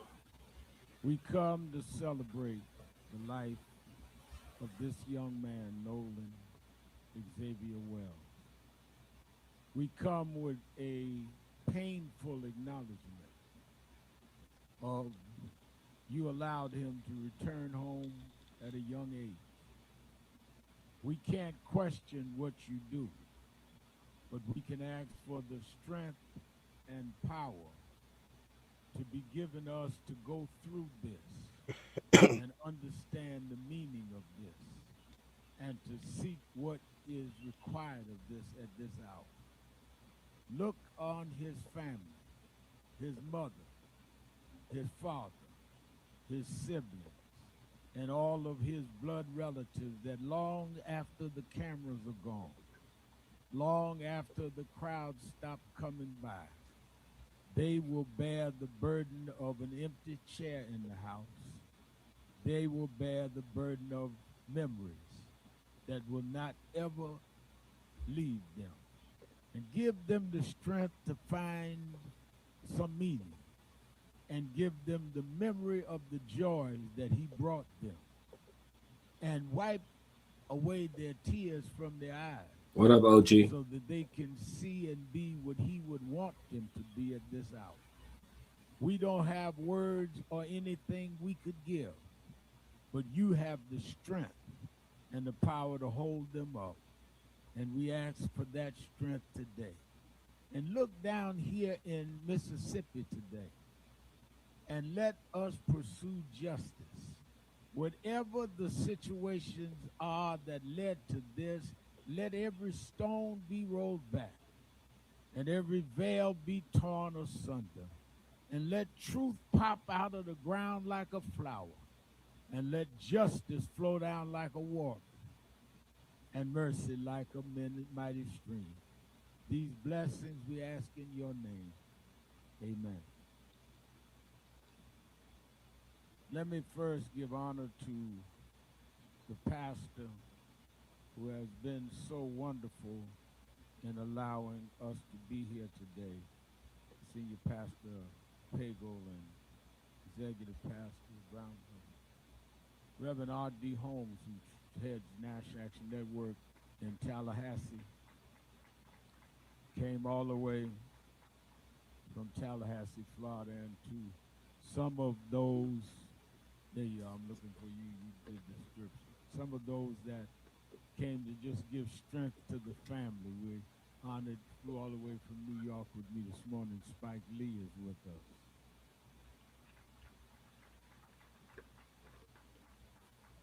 And the one and only T.O., Terrell Owens, wanted to be here with the family. In fact, if you look to your right, everybody look to your right, shake hands with that person because you are Elmer and Christian's special guest. Everybody, shake hands with the person to your right. So you can't say you were not special from the family. Everybody here.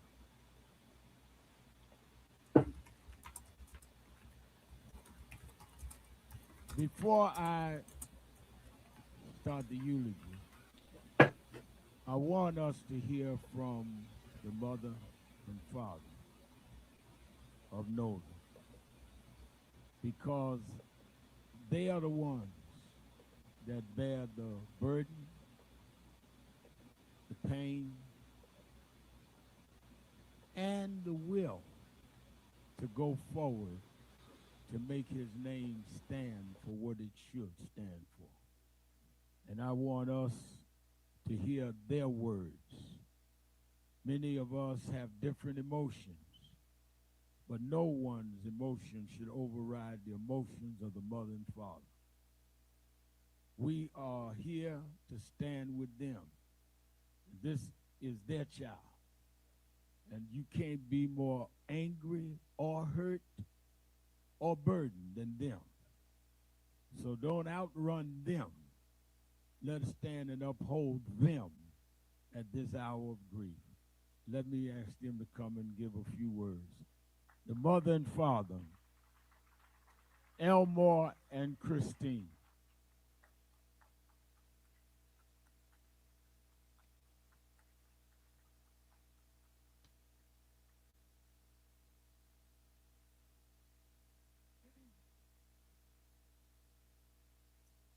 First, I want to give all thanks and honor and glory to God for choosing Elmore and me to be Nolan's parents. We thank you, Lord, for the beautiful 18 years that you blessed us with him.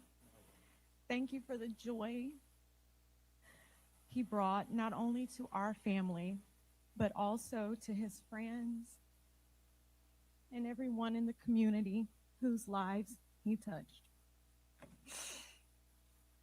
Nolan had such a gentle, calming spirit about him. He had a way of making people feel seen, welcome, and valued. He could lift your confidence with just a few words and make you feel like you belonged. If you ever had the privilege of meeting our son Nolan or calling him a friend, then you experienced a glimpse of God's love through him. He was both protective and nurturing. He often told us that one day he wanted to have 3 daughters that he would name Sophia, Charlotte, and Olivia. He had a deep love for the Lord and an unwavering faith that was evident in the way he lived his life. As much as our hearts are broken, we find peace in knowing that our son is resting in the arms of the Lord. We will miss everything about him, from his quiet nature to the corny jokes, his gentle smile, the way he made everyone around him feel comfortable, loved, and at ease. Your absence has left an emptiness that can never truly be filled. A piece of our hearts will always be missing. Nolan, your father and I are incredibly proud of you. We've always been proud of you, of the young man you were, and we will always be proud of the legacy of love, kindness, and faith that you have left behind. In a world that can often feel dark, be like Nolan. Be the light that brightens the lives of those around you. Be the warmth for those who may be feeling the coldness of the world. Love deeply, protect fiercely, and welcome others with kindness. And remain faithful knowing that God is always with you. Lastly, I ask that each of you keep Nolan's memory alive. Hold him close in your hearts. Share his stories and never stop saying his name. As long as we continue to remember him, his light will continue to shine through us all. Nolan, we love you. We'll continue to fight for you. And until we meet again, and thank you all for coming. Thank you.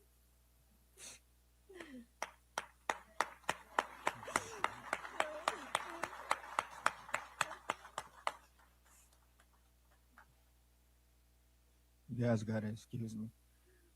I might be kind of all over the place a little bit.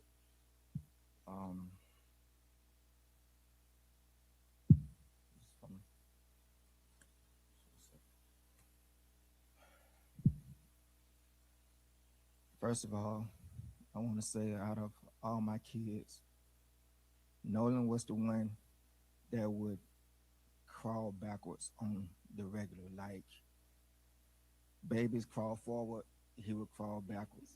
And he had this crazy haircut that I just I don't know, you had to see it to know him. But I want to start off by saying how proud I am of you, my son. You grew up to be a very young man that everyone enjoyed to be around. The constant lectures from me about having character, self-respect, self-discipline, and perseverance really hit home with you at an early age. These were the things that I had to live through to really be able to pass down to you and your siblings. I remember when you first asked to play basketball, and I admit I was kind of worried because you never picked up a basketball, you never shot one. We didn't have a actual basketball goal. The only thing we had was that Walmart special, the little plastic one that everybody breaks in the first few days. But on that first day of tryouts, you shocked me and your mom. And just to make a long story short, you Jalen, and Javon won y'all first championship together.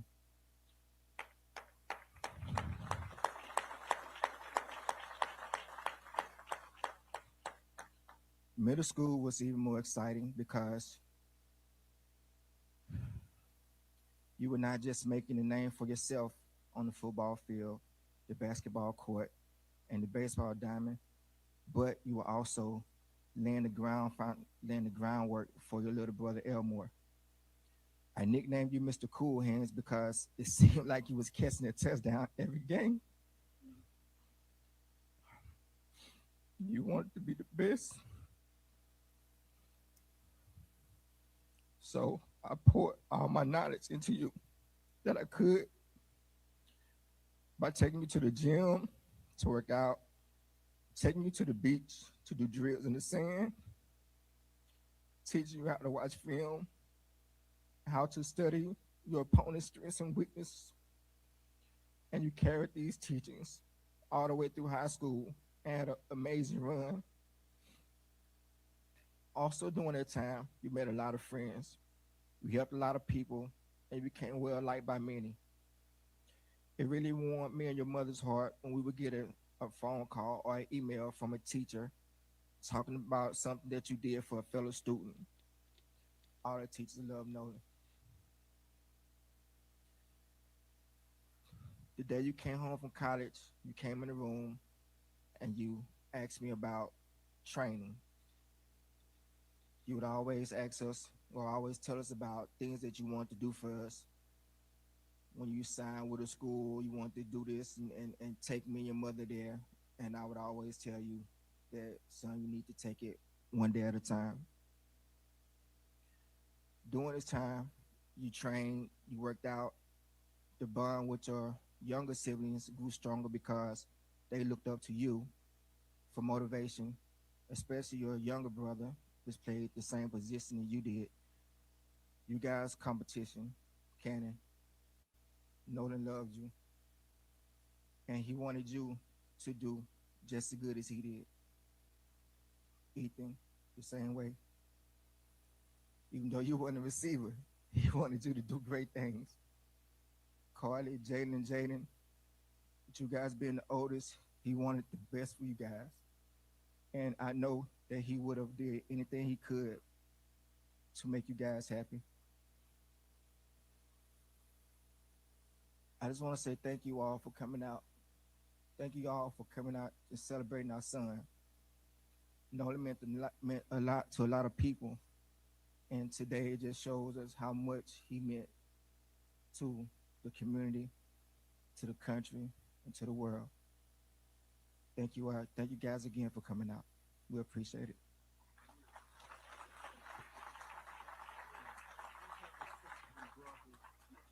Can we have all of his sisters and brothers to stand?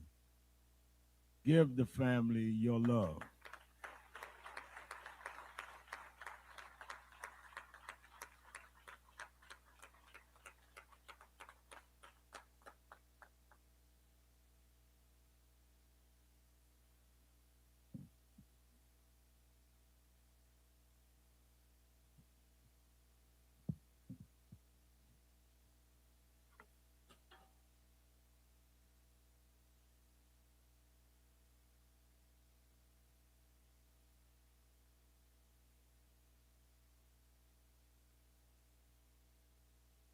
James Wellborn is here, the father of Sonia Massey. We appreciate him being here.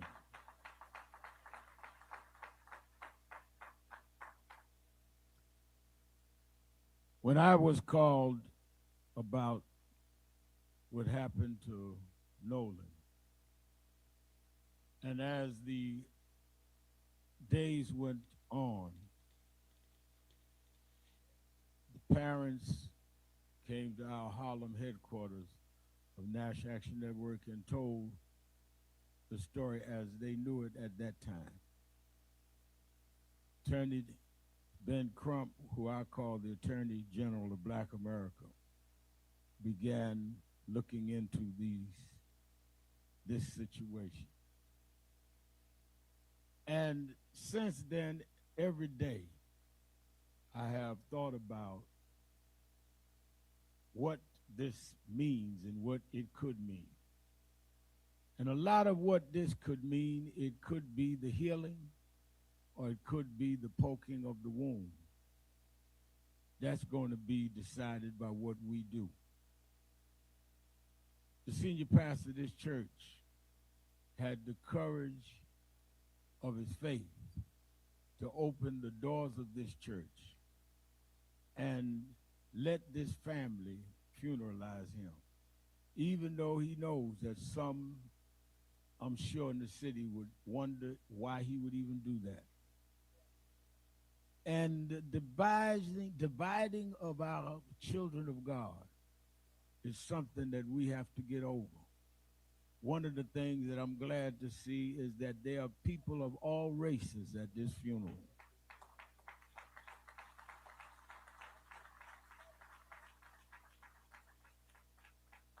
And there are people of all ages.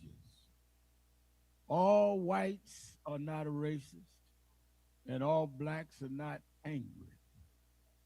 Somewhere in the middle, we've got to meet and find what is just and fair.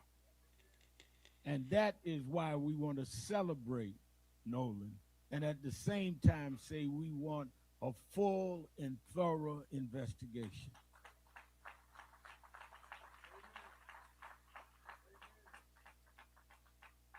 We don't want nothing sugar-coated either way. But for an 18-year-old young man to no longer be with us, we want answers. Not biased either way, just answers. And I think that for the family, the closure can come if there is justice. We will see where it goes. Some have prejudged. I do not think that it is appropriate for either side of opinions to prevail without a backup and fair investigation. We cannot say it was racist, but we cannot say it was not racist. So let's not judge either way until all the evidence is in. And in that light, let me say this, and I'm going to take a brief text and I'll move on. Is it time to be talking about this? No. There are those that are so full of hate. Pause him. Pause him, please. Hate messages to the house of these parents. Or mute him. You can let him run. Just mute him. They sent one. Go ahead, Ted. He gonna get up here right now talking about he gonna take a text. You're not taking a text while you're in the pulpit for somebody's funeral. Second of all, it's always like he's running for office but never running for office. I don't understand this at all. It's like the first part of what he said was totally fine. The second part of what he said is like he's campaigning for himself. Al Sharpton, it's over, man. Just be a community figure and keep it moving. But this is extra. The father and the mother, what they said was fantastic. What they said was great. Now I don't like this part at all. He already done started the wrong way with me. Yeah. It's just, I don't know. Seems like a bad place and time. It is, man. He could have done this on the news. We're gonna run it for the people though. That I want to put up from National Action Network and me. I want to offer a reward of $50,000 to anybody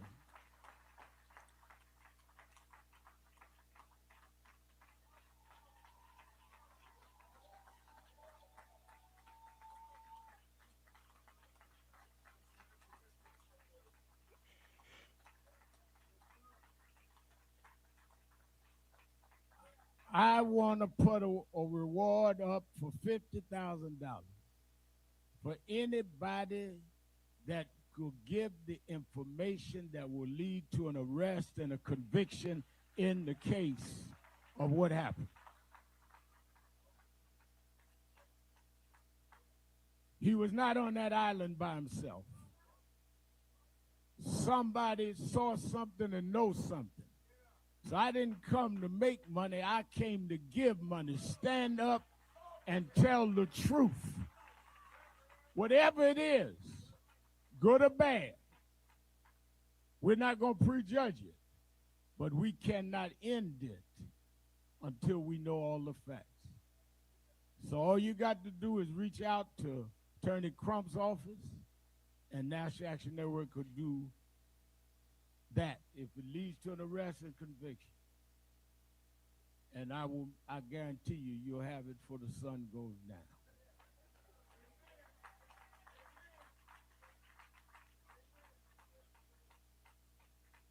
I want to thank Tyler Perry, who has paid for the funeral. We didn't call him. He called me and said, I want to pay for that. I want to thank Byron Allen and others that have contributed, some that don't even want their name called. I was thinking as a scripture in Genesis, the 4th chapter, that passage that starts at the 2nd verse said, and again she bore his brother Abel.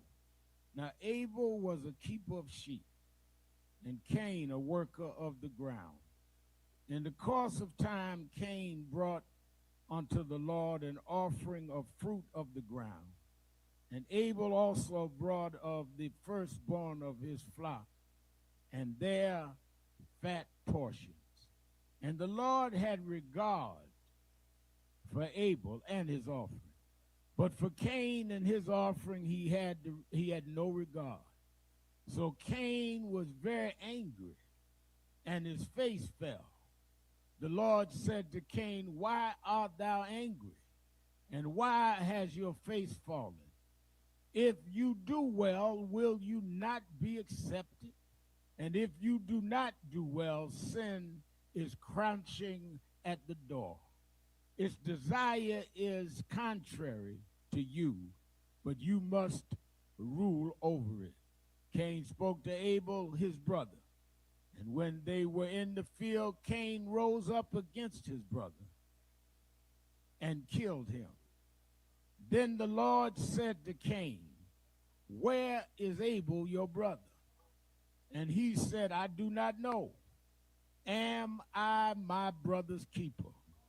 And the Lord said, what have you done?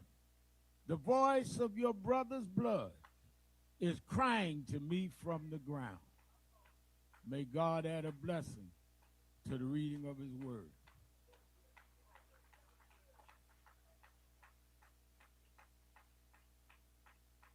The story of what we have faced in America is a question that started in the first book of the Bible with the first sibling. Am I my brother's keeper? Am I my brother's keeper? Or will we, out of some emotions, some anger, some jealousy, some envy, maybe some bigotry, decide rather than deal with building up the beauty that God put in us, that we will harm our brother and that we will harm our sister, and through some malice try to hide it? But the Bible says that the victim's blood cried from the ground. I hear this morning Nolan's blood crying from the ground. Am I my brother's keeper? Or am I the keeper of some secret, some information that you could give and won't stand up? But the blood's gonna haunt you. Those in law enforcement, your job is to follow the oath, not to follow the preference of what goes down. There are those that want me to condemn people before we know whether they're right or wrong. Now, yes, there's some questions around this. And this is not a rally. This is a praise and worship service. And we'll deal with those questions. But, you know, it's interesting. I exercise every morning. I tore my something in my knee. about 2 weeks ago. And they told me when they did the x-ray, Reverend, that I had torn my meniscus. And I had to go to get some surgery. And they said when I went to get surgery, they said, well, wait a minute, your doctor has to give us your history so we don't get the wrong thing to deal with your surgery. So the medication you may have and the what you have to do to recoup and the exercise you have, we got to base that on your medical history. Well, the reason why what's happened to Nolan under unquestioned, unanswered questions, gone, phone and keys found 2 days later. You don't tell nobody you had the phone or the keys. When you confront it, you first tell another story. Then when they finally get the phone and the keys, there are things erased from the phone. There's just too many unanswered questions. Somebody saying that he told us he was leaving the island. So I don't know an 18-year-old. Hey, he out of pocket, gang. Yes, he is. I'm just saying, folks. I'm gonna run it for the people, but damn, he's way out of pocket. Jeez, we gonna talk about it.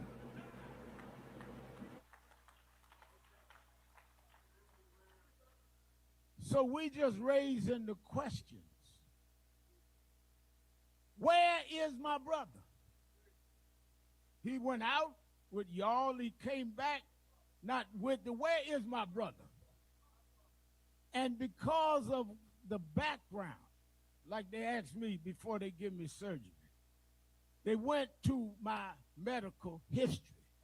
So the reason why a lot of people in the nation are looking at this Nolan situation is that we've looked at history in Mississippi. Some of us remember what happened in Mississippi. And because of what happened in Mississippi, doesn't mean it's guilty today, but before we can medicate and heal today, we got to look at your history. Classic.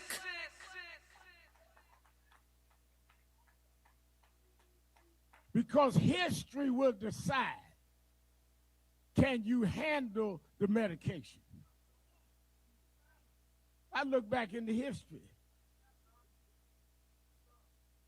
and I noticed that Emmett Till happened here. All the way to Medgar Evers happened here.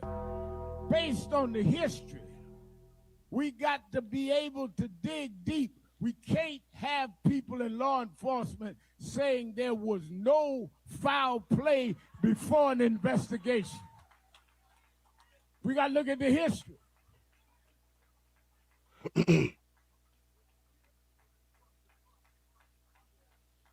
Now, I know, and I told Christine and Elmer, they're going to say, you had Sharpton come down, and that could be controversial, but don't get me wrong.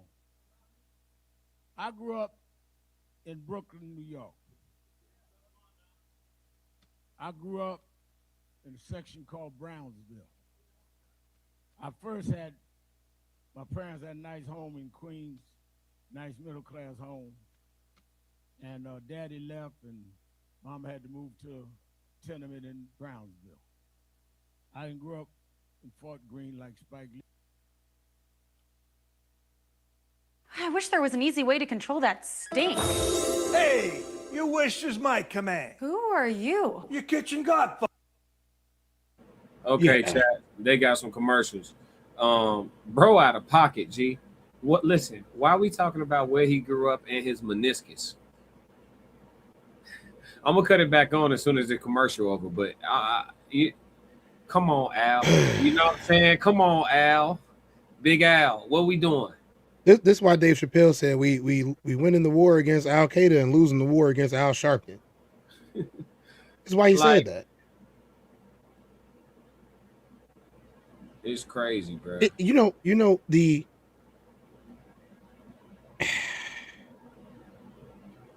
Martin Luther King Jr. grifters that are out there in the wake of his passing are still going today. And yes, sometimes they do good for the community, but more times than not, they do this. I just have a thing about shutting up all the old people. What you up? I can't stand it. The old people start talking, and I immediately want to like put something in my ears so I don't have to hear them. The chat is not rocking with it at all, bro. No, they feel the same way that we do. They feel the same way that we do. That there's a guy out here who is now grifting in front of a dead boy and his parents, who just cried in front of everybody and gave some heartfelt, actual statements about who he was as a person. We did a show the other night called "Who Was Nolan Wells?" We got a lot of insight from his family about who he really was. This is a homegoing ceremony. This is a grieving ceremony for all the people who knew him and the people who have become attached to this incident. The same as the way the people got attached to Emmett Till. I hate how Al Sharpton would say one good thing and three terrible ones. It's not right, man. It looked like the site kicked me off the video, so I'm trying to get it started back up. Give me a second. You good though? Say your piece. And then we have the 75 and 80-year-old and 85-year-old. Your customers deserve your best who product are continually and service in positions of every power single or time. authority or respect. And so do ours. And they misuse it.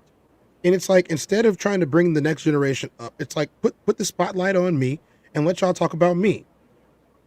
And I'm not saying that, it's not human nature to want to have the spotlight or to want it to be on you, but routinely, the younger generations pay for the older generation's inability to understand them. Yep. Christine back. And me to be Nolan's parents. We thank you, Lord, for the beautiful 18 years that you blessed us with him. Thank you for the joy he brought not only to our family, but also to his friends and everyone in the community. I wish there was an easy way to control that stink. Hey! I'm putting something in your back chat in a second, okay? If this keeps this can't be it. I'm trying to make sure we live. It looked like it started us from the beginning. They did. Don't worry, I got you, bro. Just keep on talking. For sure. I'm just waiting for this ad to end. I might be able to get you a better stream anyway. I don't know why they emasculating this white man, but I mean, he signed up for it. Yeah, this keep kicking me to something else. Hold on, let me. It's already out there. I got something for you. Don't worry. Yeah, Rain sent me a link too. Hold on, let me see something. Yeah, that's the one I was trying to give you. Yeah, we finna get. I got it already. It's all right. Cool. All right, we Gucci. Hold on, let me get it pulled up real quick. We good. This is what collaboration really looks like, y'all. It's two people working together to make things happen for each other. Got it. Ben Crump talking. Here we go. That's right. Justice for Nolan Wells. Now let's say it so his family will know that they are not alone. Justice for Nolan Wells. Thank you. I stand before you with a plea for justice. I'm so grateful that Reverend Al Sharpton, America's civil rights leader, did not think it robbery to stand with Christine and Elmo and all of their family, to let them know that despite what some people may say or do that is so insensitive, so disrespectful, so inhumane, while you all are grieving the worst loss that any parent could have, that people from New York, people from Los Angeles, people from Chicago, Detroit, London, Paris, all over the world has been calling Nolan Wells' name. Justice for Nolan Wells. I am so very grateful, Reverend Al, Reverend Toon, that we have a great team of lawyers and investigators, because it's always a team effort. As I heard Elmo often talk about, T.O., Nolan was a great teammate. And everybody who's ever played on a team and who has been successful in their endeavor understands that you're only as good as your teammates are. So I want to just acknowledge Attorney Lisa Park, Attorney Eric Hertz, Attorney Gary Buffkin, Attorney Carlos Moore, Attorney Camila Moore, and all those great paralegals and investigators and activists.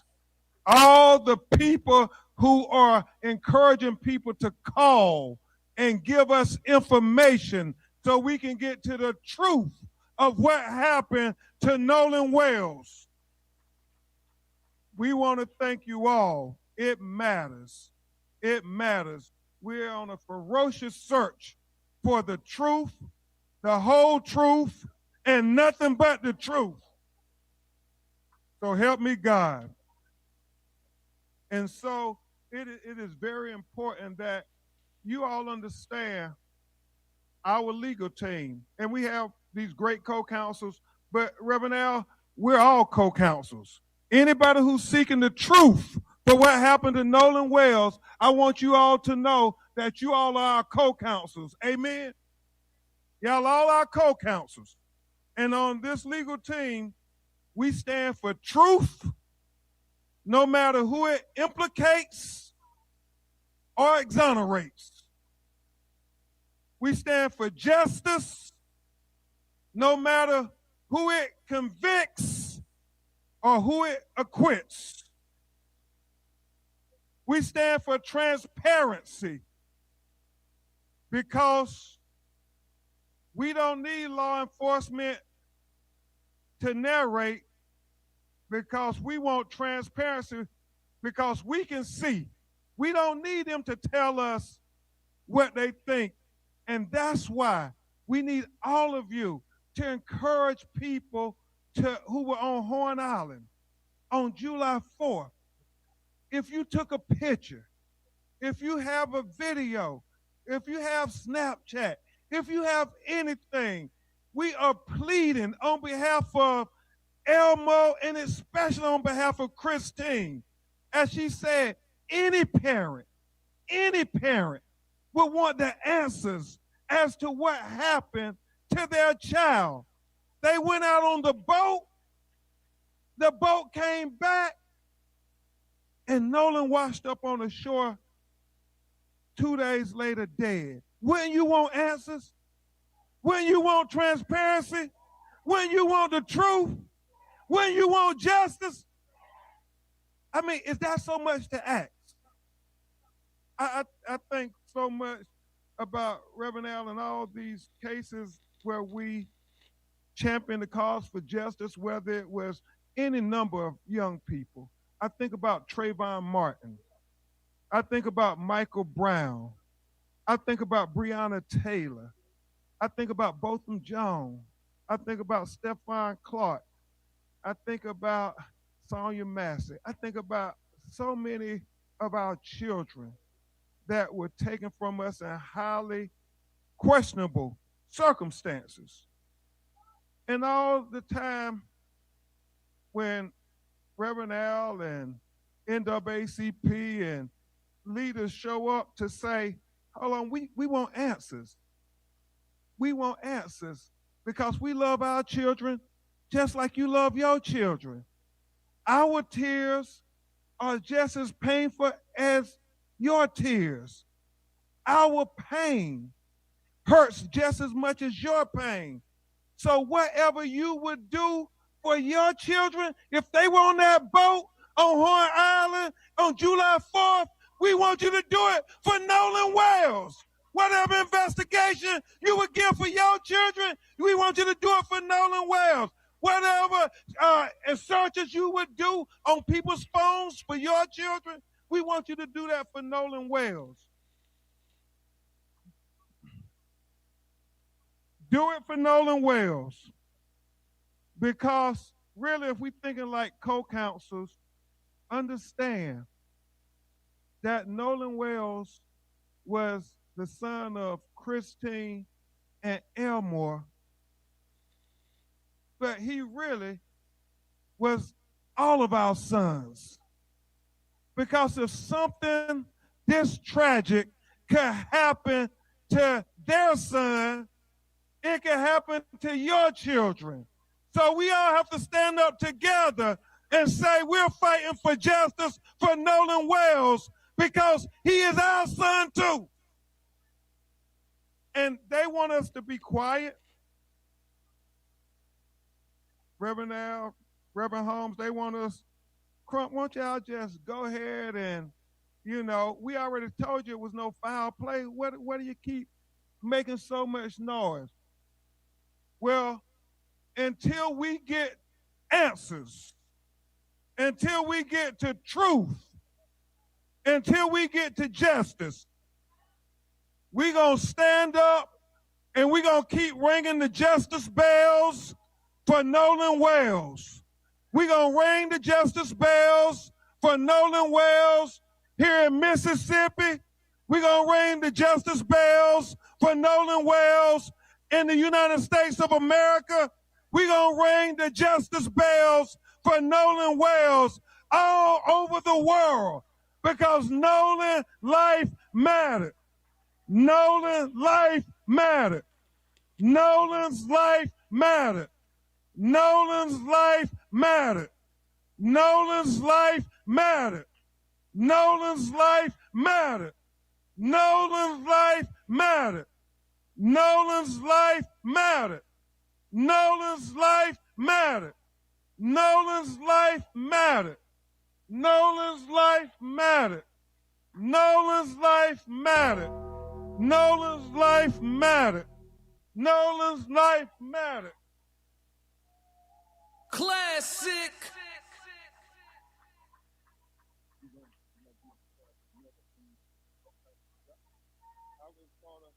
Christine, can you all come up with this one last time?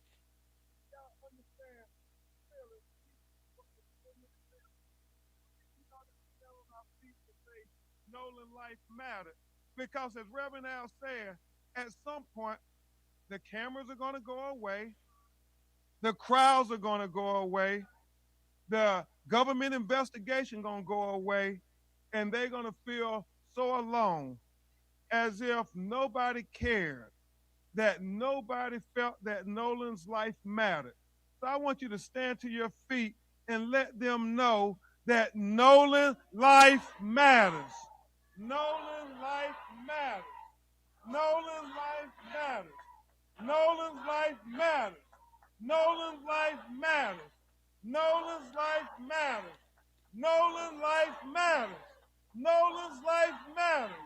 Nolan's life matters.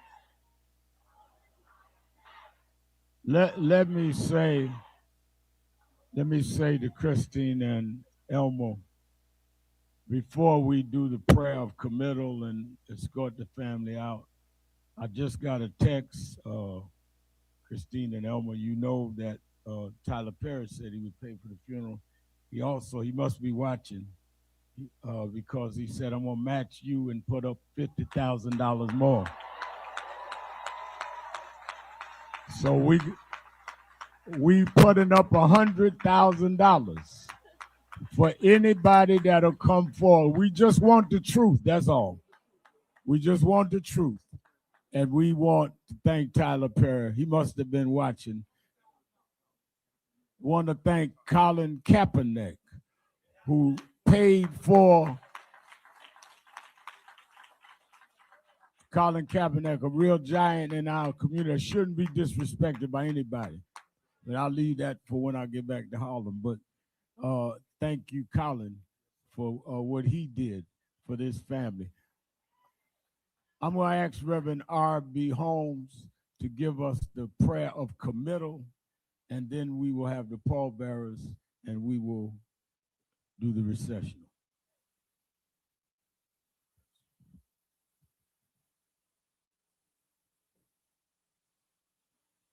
Now may God, in his providential care,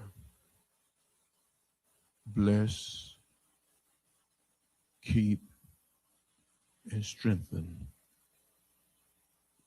this mother and father and family, ashes to ashes and dust to dust, looking forward to the resurrection when Noah will rise again. In Jesus' name, amen. Amen. Amen. Excuse me, we need everyone to remain seated. We need everyone to remain seated as we escort the family out. Please, we need everyone to remain seated as we escort out the family. If you're not a family, please remain seated. Thank you.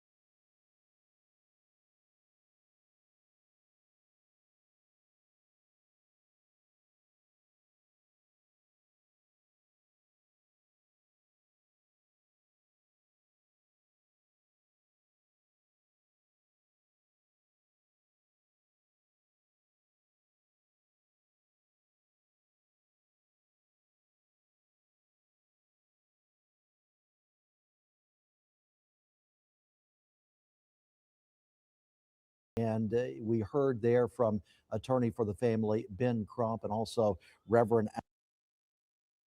Okay, we can do our own analysis. We don't need him. Beautiful words from his mother and father. You know, again, we give our sincerest condolences from the human experience. We give our sincerest condolences to Christine and Elmer Wansley and the siblings and, you know, direct family of Nolan Xavier Wells. Today it was requested by his mother that this be a celebration of life. We're going to do our best to be celebratory. Seemed like the services took a bit of a hard left. You know, I knew that some part of it would be political, you know what I mean, or case based, but I didn't know it would turn into such a theater.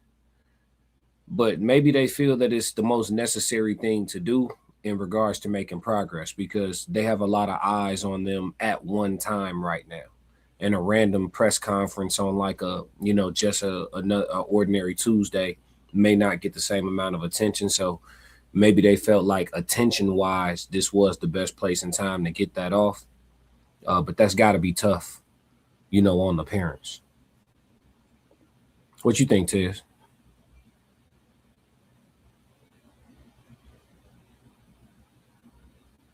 You muted, gang. You muted.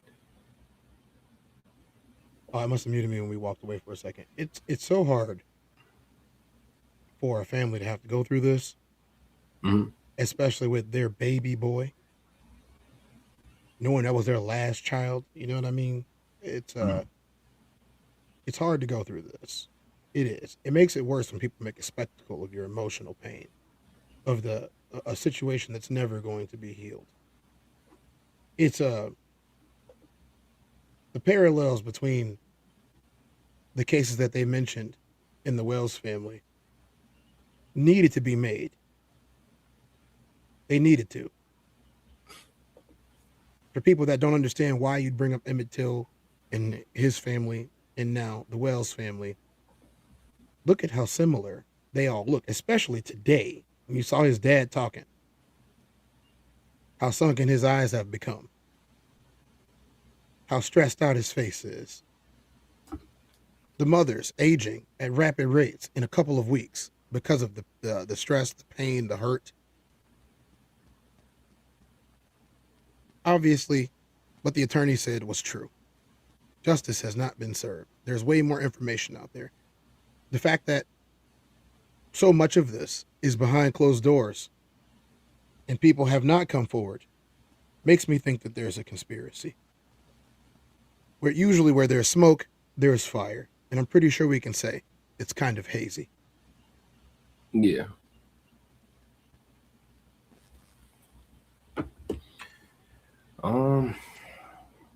Sometimes in situations like these where the powers that be are hell bent on covering things up, enough pressure gets applied to where they have to literally expose themselves completely in order to keep the cover up. You know what I mean? To the point where it's like, okay, this clearly goes all the way to the top of the ladder for y'all to get away with this. And I think the amount of pressure that, the public is applying, the attorneys are applying, us in the content spaces are applying, nobody's buying it, bro.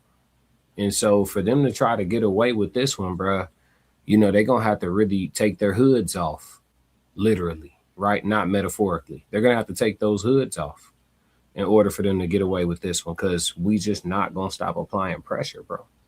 When I say we, I'm just talking about all parties who just not buying it, man. Like at some point, something got to shake. You know what I mean? Yes, sir. So, yeah, we had a lot of people in the chat, Obviously, too many for us to, absolutely way too many for us to read. But we see y'all and we hear y'all. It seems like everybody is. This is the interesting thing about this situation, Tiz, is that the people who are giving the benefit of the doubt, they're the vast minority. And that's not usually the case, right? Usually it's a lot more 50-50, 60-40. But I mean, literally, like even in the chat today, the moderators haven't had to do like a whole lot. There's not a ton of trolling, bro. Like majority of people, color aside, they're not buying this one, bro. You know what I mean? Obviously, we're talking about the majority of people who are weighing in, not the majority of people in general, because there's a lot of people who feel nothing and they not saying nothing either. You know what I mean? Nope. Yeah. But of the people who are talking and being vocal in comment sections and in chats and on live streams and on panels, mostly everybody is not buying we don't know what happened and perhaps he drowned. Like nobody's buying it. No, nobody's buying it. If it was as simple as that, let's just say this. If it was simple as someone drowning, we would not be here. Facts. If it was that simple, we wouldn't be here. Facts. They don't drag these things out unless there's something wrong. This is not just a parent grieving over what they think is an accident. I have witnessed personally hundreds of families grieve. Hundreds over the loss of somebody that was younger. Hundreds. I'm sure you have as well. Yep. And it's never been dragged out simply because they have the inability to grieve. That is not what this is. I believe at the beginning of this, the family was on board with an investigation and the search efforts and everything like that. And then once they saw him, they disagreed. Yep. If you notice, the whole case took a crazy turn after they saw him. After they got back his property, after the GPS records came out, after the police stopped talking to them. Because that's what happened. They stopped communicating with the family. Why would they do that unless there's a problem? It's a very unfortunate situation. Yeah. And it's sad that even in death, there's so many that never get the justice that they deserve, and their families don't get the justice for them either. It's horrible. I caution people to put themselves in the shoes of the family. This isn't about just crime. This isn't about just race. This is a microcosm of a systemic issue. It would not keep getting brought up if there wasn't substance. And that is the hardest part for people to accept right now, who aren't us.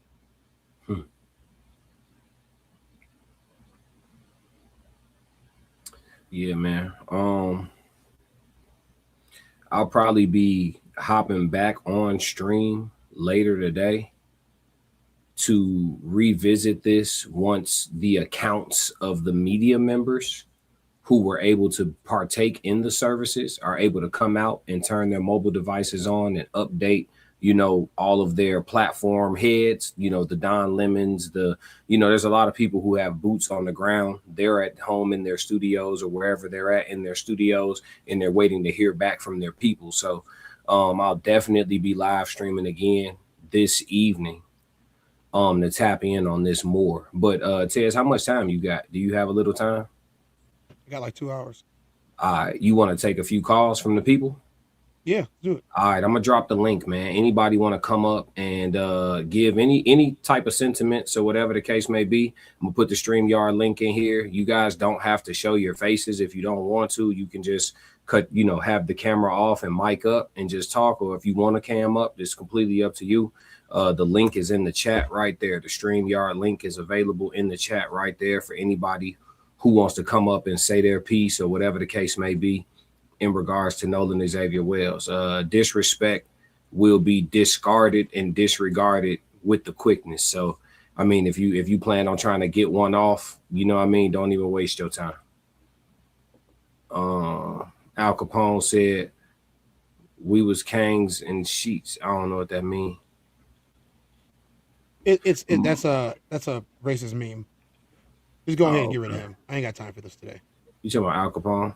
Yeah, it's a racist meme. Just get rid of him. He gone. Say no more. He gone. I don't Sadly, we jumped to conclusions when all the answer could be quietly open. I don't know what that means. That's cryptic. Lots of love to you. Let me see here. Finesse said, mother of 5, known that I lost my firstborn, and now I'm still grieving. It's not easy to lose your children, and I feel for her. I feel it for the parent because I'm still in pain sometimes. Yeah, I just talked about that. Not my condolences for your loss, but I just talked about that. I said, people say time heals all wounds, and I said it doesn't. I think time heals small wounds, but some cuts, they leave a nice big scar. You know what I'm saying? And it just is what it is. Hector said, I don't know what that means either. Y'all gotta fix them. Oh, he said it's gonna come out. Okay, he corrected the typo. Finesse said it's not easy to lose your child. Oh, trust me, I know. Trust me, I know. Suggesting have the caller show their face to you privately to vet their real people acting in good faith. Yeah, I dropped the link already. We don't have nobody backstage. On my platform, we haven't really had no issues with that so far, as far as like people trying to come up and play the fool. But yeah, I try to do a little bit of vetting. Shawnee said absolutely. Finesse said God bless you. Let me paste the link one more time in case people missed it. Anybody want to come up and give their sentiments about Nolan? Until the end, though, you think we should play a tune? Let's play that Set Me Free. Yeah. Reset the energy a little bit. Yeah. I'm running to the bathroom still. I bet. I'm only gonna do this once.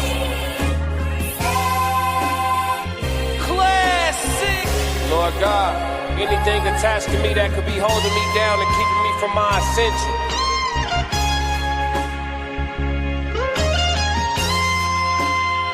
I pray that you detect. Hey, for y'all in the chat, I saw a few of y'all say that in the chat.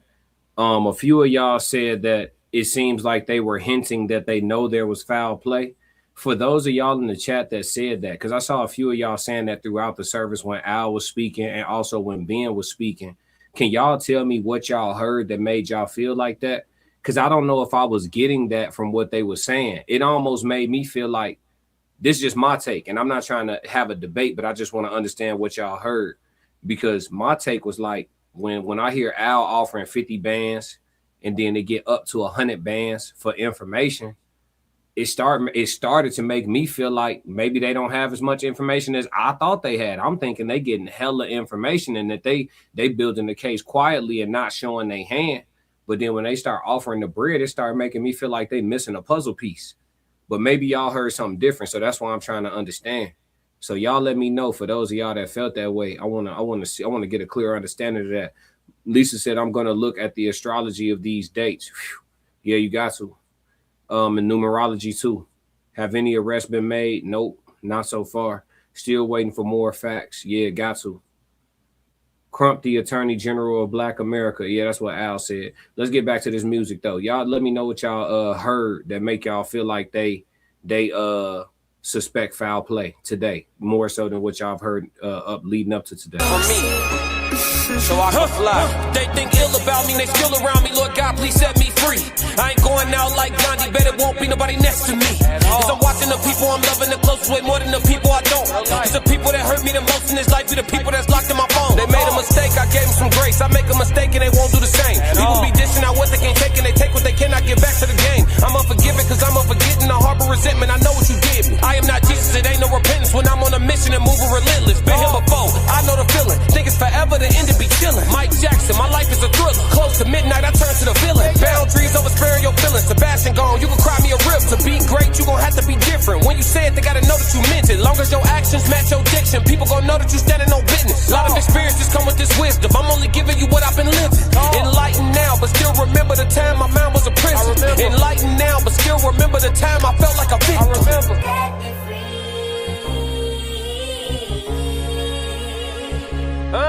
Talk. Enlightened now, but still remember the time I felt like a victim. Thank you, Shawnee. Classic.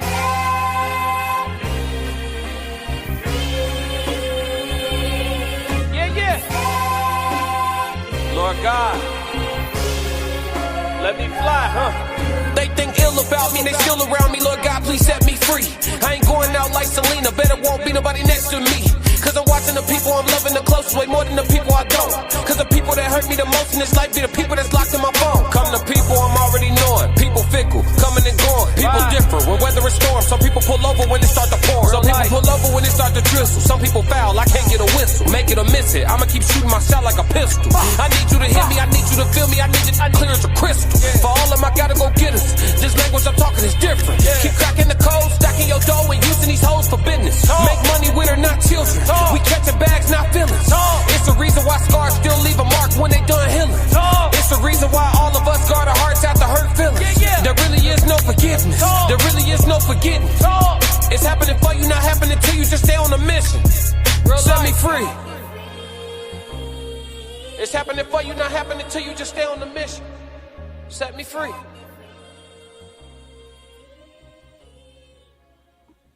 Yeah, that was Set Me Free. Just playing some music in the meantime while we wait on Tez down to come back and join us. And also, I did drop the link in the chat again in case anybody. It's no pressure, but if somebody want to come up and say they 2 cents, even if it's just condolences to the family, whatever it is, you know what I'm saying? Y'all can pop in. We got somebody coming into the chat. Hey Charles, can you? I think you called in before. Oh, he popped in and popped right back out. Okay, we'll see if he come back. But I saw you backstage, Charles. But yeah, we'll see if he come back. I think he called in before though, but I might be wrong. OMG. Somebody want that money. Yeah, 100 bands. Listen, 100 bands. He talking about it's gonna be in your account by sundown. If I know something, I'm saying something for 100. For 100, I can get out of town. I ain't gonna lie to you. You gonna get that to me tonight? No U-Haul. Keep the furniture. I'm gone. Straight up. For 100 cold cash, nigga, I'm gone. Straight up, I'm telling you, everything I saw was him, and him. Yup, they bogus. They threatened all of us, told us if we talked that we wasn't never gonna walk. All that. I'm telling the whole thing. And I'm agreeing to testify. Just let me get gone. All right, Charles, can you show me, can you cam up real quick backstage just so I can verify you? All right, bet. You can go back off cam. I see you. What up, brother? Talk to me. I'm gonna say this. I was on your show about 2 weeks ago. Yeah. We had a good dialogue. Yes, Let me sir. say this. This young man didn't come from a broken home. He didn't come from a broken home. He got two well-to-do parents. Mhm. But the problem is this, that he left with them on the boat, and then they showed a diagram of the boat, kept stopping. Stopping here, stopping there, which tells me they was looking for somewhere to throw the body. I say this. I say he was dead on the boat, and then they threw him off the boat, and he drowned. But they didn't think up on shore. See, that's an act of God. See, that body could have went anywhere, but it was found because it's supposed to have been found. That young man is a good young man. But let me tell y'all something. Let me tell the listening public something. If you think Mississippi have changed, then you better think again. You don't know, but I'll tell you, check your Google. They average a hanging of black men twice a year, and nobody pays attention to it. We got some of our black people, and I got to say it because I'm going to tell you, I'm not perfect. Lord knows I'm far from that. But I am a parent. Mm-hmm. And my son, we had to end up walking to go for him fill out application. He said, Dad, I'm going to go fill out application. I said, no, you ain't. I'm going with you.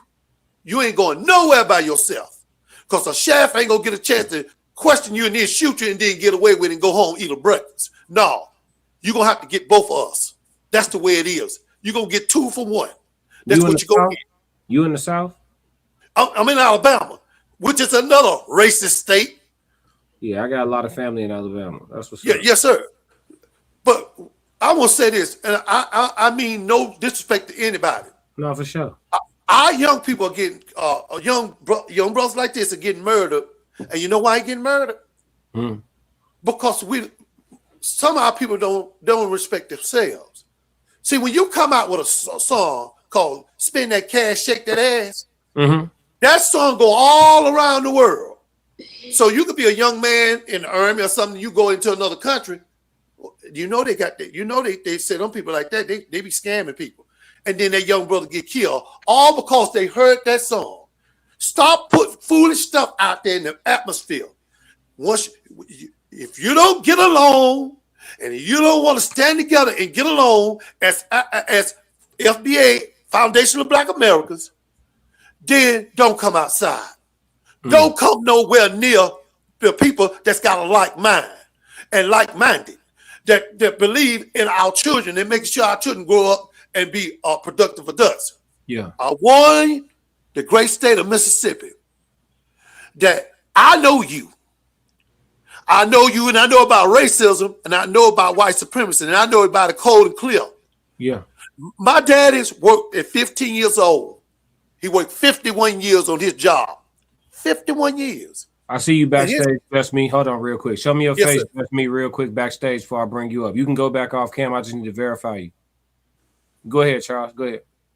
My daddy purchased a Suzuki motorcycle. First check. He was happy. He purchased the bike. It was his. He worked for it. The first time my daddy was on the job, he was called nigger. So he explained that to me. He rode his bike to work. The police stopped him.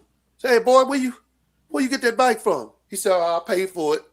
You got a job? Well, you ain't got enough job to pay for no bike like this. I know you stole it. He said, no, sir, I bought the bike. And then he put his hand on his gun. He said, I'm gonna ask you one more time. Did you buy the bike or did you steal the bike? And my dad said, well, man, I stole it. They took my daddy down there to the city jail down there. And my grandma heard about what went on. She went and got the man at the dealer They sell the motorcycle, and the man went down there with her and got him out of jail. And my dad had to say he stole something that he paid for. So I don't need nobody to tell me a damn thing about racism and white supremacy. I know about it very clear.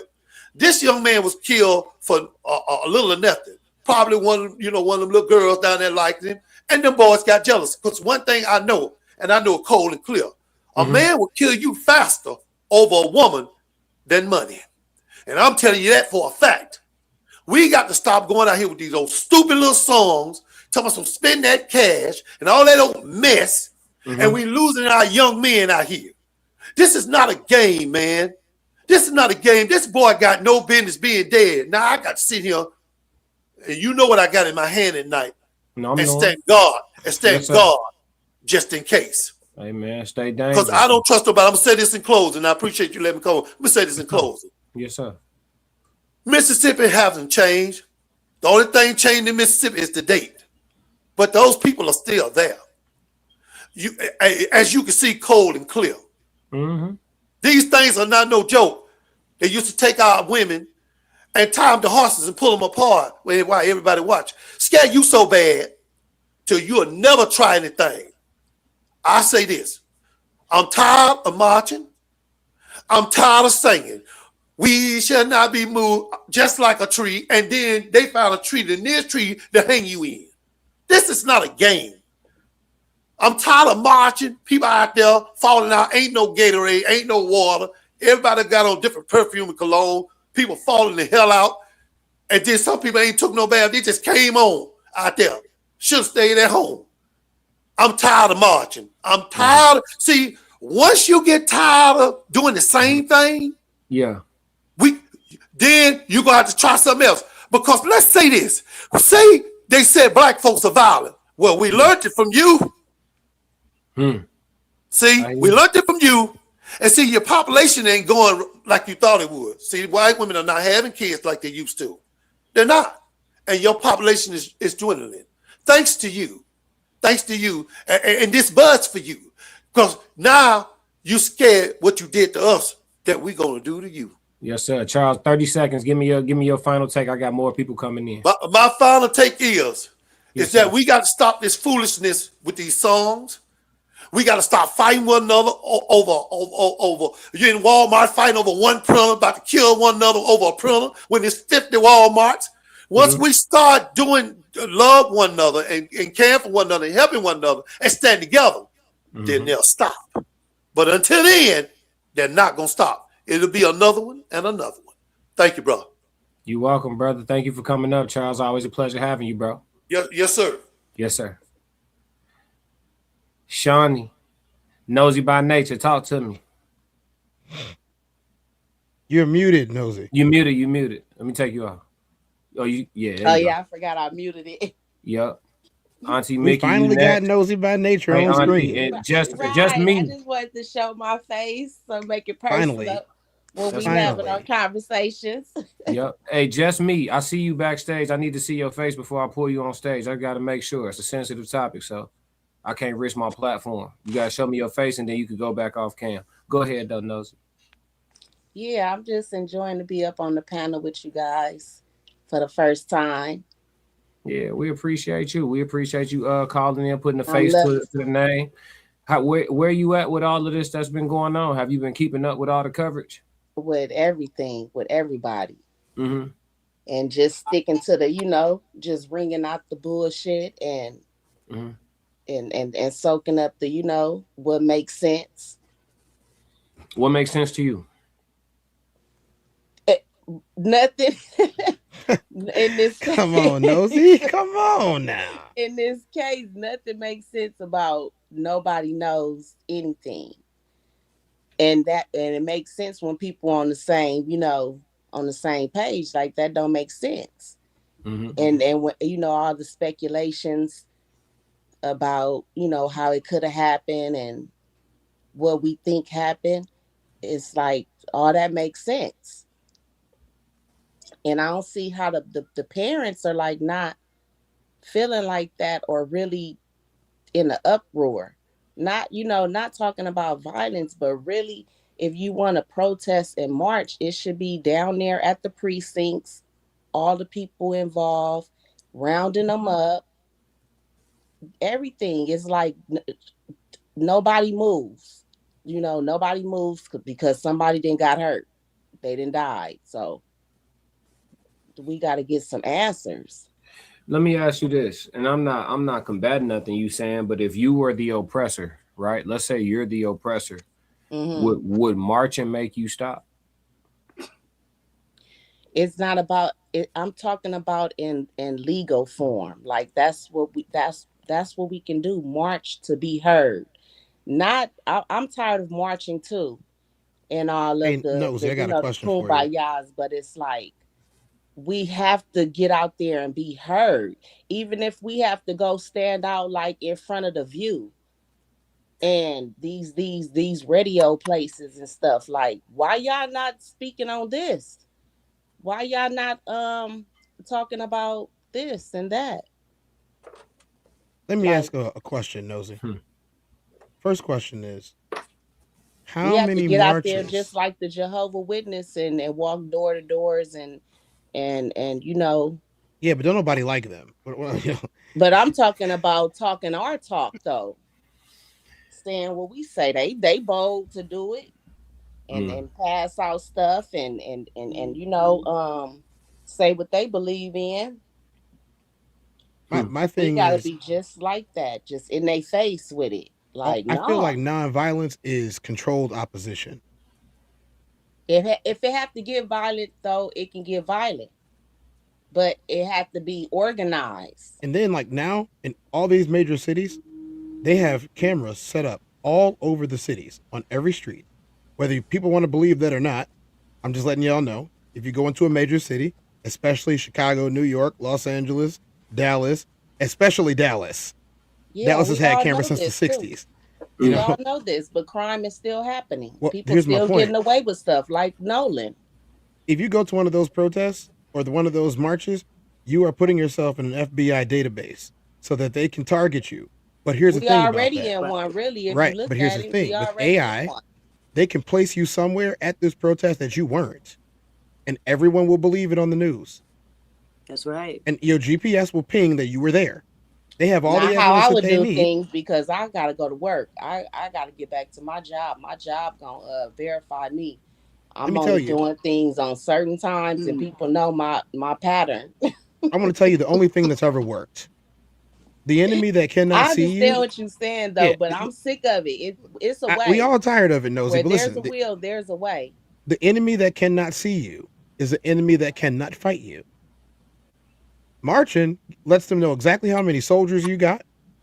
It lets them know that you're out there peacocking for them and that you're not willing to actually do But anything. I'm not talking about the marches like they doing. I'm talking about marching up into the city halls and into places where laws can be made, can be changed. I don't think laws are real. That's the thing. We have to stop thinking that law is real. The law is only able to be enforced by the people who want to enforce it. Well, we And if the gotta people enforce who want to God's law. We gotta enforce they don't God's believe in law. God either. The people They who don't have to believe in it. We ain't gonna stand for what they talking about though, because what we believe in. Auntie, you talk to me. What you think? Oh, geez, I've got so many emotions rolling through me. It's all I know is that I can only imagine what that mother is feeling. I lost a son. He wasn't 18, he was 33, but I lost a son drowned, okay? And we didn't have to deal with this particular type of circumstance because we knew he actually drowned. But this is Mississippi. Point blank period. This is Mississippi. I'm almost 64 years old. So I was born into the civil rights movement. I can remember when my grandparents raised me in the environment. Now, let me just give you a little bit of history, just so you can understand where I'm coming from. You can see how light I am. Okay, that's no, ain't hiding nothing. Look like my auntie. But I am biracial. My father is black, my mother was white. But this is the country that we live in. My mother walked away when I was 6 months old because of the color of my skin and the color of my father's skin. You laid with him. You didn't have a problem laying with him and having a baby by him, but you couldn't raise what you produced. So with that said, it was my father and my grandparents on his side that raised me. So that's all I know is black. And that's what I will always identify as. And the thing about this particular situation, it goes to show that nothing has changed under the sun, just the date. And we've got to do more than just protesting in the streets. Like you said, they got all these cameras around and they will use them to their advantage.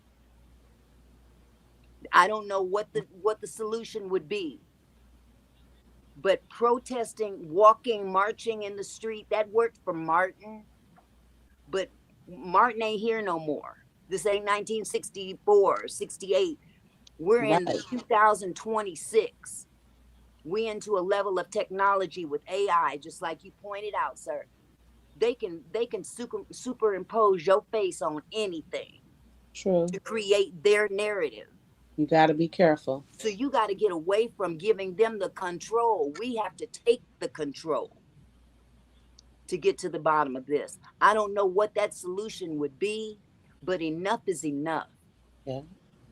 Enough is enough. And again, this is Mississippi, but Mississippi ain't the only state that's got this going on. I live in Washington State, supposedly one of the most diverse states in this country, but they got them here too.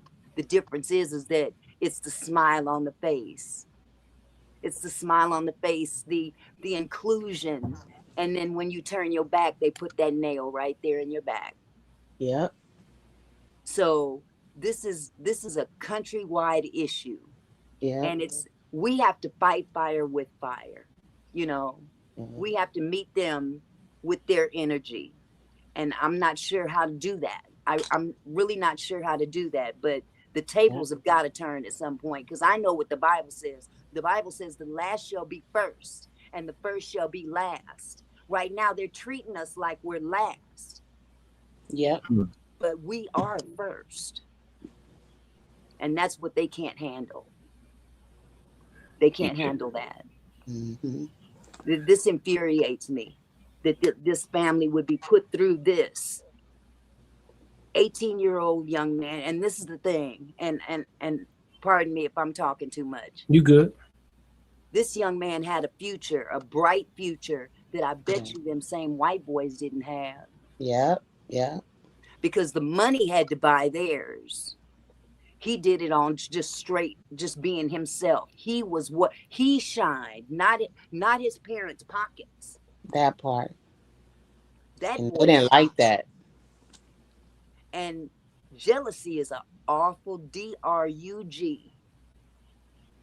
I don't care if they knew each other since they were elementary school. Circumstances can change you in a heartbeat. Yep. There were too many people on that island for nobody to see nothing. Mm-hmm. Come on now.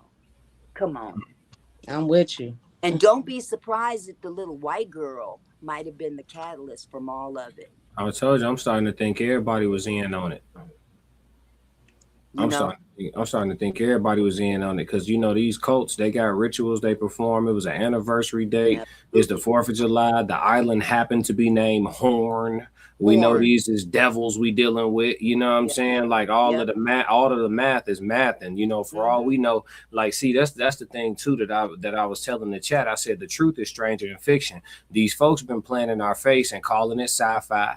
Playing in our face and calling it fiction, playing in our face and calling it based on a true story, and they've been showing you real life the whole time. The way my brain works, and this is all hypothetical and satire for content creation, but the way my brain works, I'm seeing 50 to 100 white folks all in agreement, performing a whole sacrifice on the beach. Okay. You know what I'm saying? I'm seeing, my brain work like that. I go all the way left. I'm seeing a whole populace of people in a circle going through with the process. You know what I'm saying? And having 20 to 30 hands on deck to go through with the cover up all the way up the ladder. That's how I'm seeing it. I'm seeing it going way too far. You know what I mean? It's like a movie. It's just like they show you the of a truth. movie. They show you the truth in the have movies. props. You have to have staff. You have to have cast members. Yeah. You have a whole island full of cast members and nobody know nothing. Yeah. I'm with you on that one. See, it ain't too far fetched to believe that because they've been playing movies in our face all this time. Yeah. Life has been one big movie with them. Yeah, they show you Colts and all these different movies. They got their hoods on, they in these big circles, everybody holding lit torches, and there's somebody who against their own free will about to be sliced and diced and all. Like, you think they just showing you, like, you think that's that came from idea from real, that was inspired by real life. Yeah, movies aren't TV is reality. There you go. Movies are inspired by happenings, right? Absolutely. Like we know, like Okay, even in the pyramids, like a lot of pyramids were used for sacrifices, but there was different spirituality behind some of these sacrifices. You know, of course, it wasn't always, you know, blood sacrifice and, you know, racism and all of that. But these cults are very real things. Allegedly, I have to say this for my platform, but these, you know.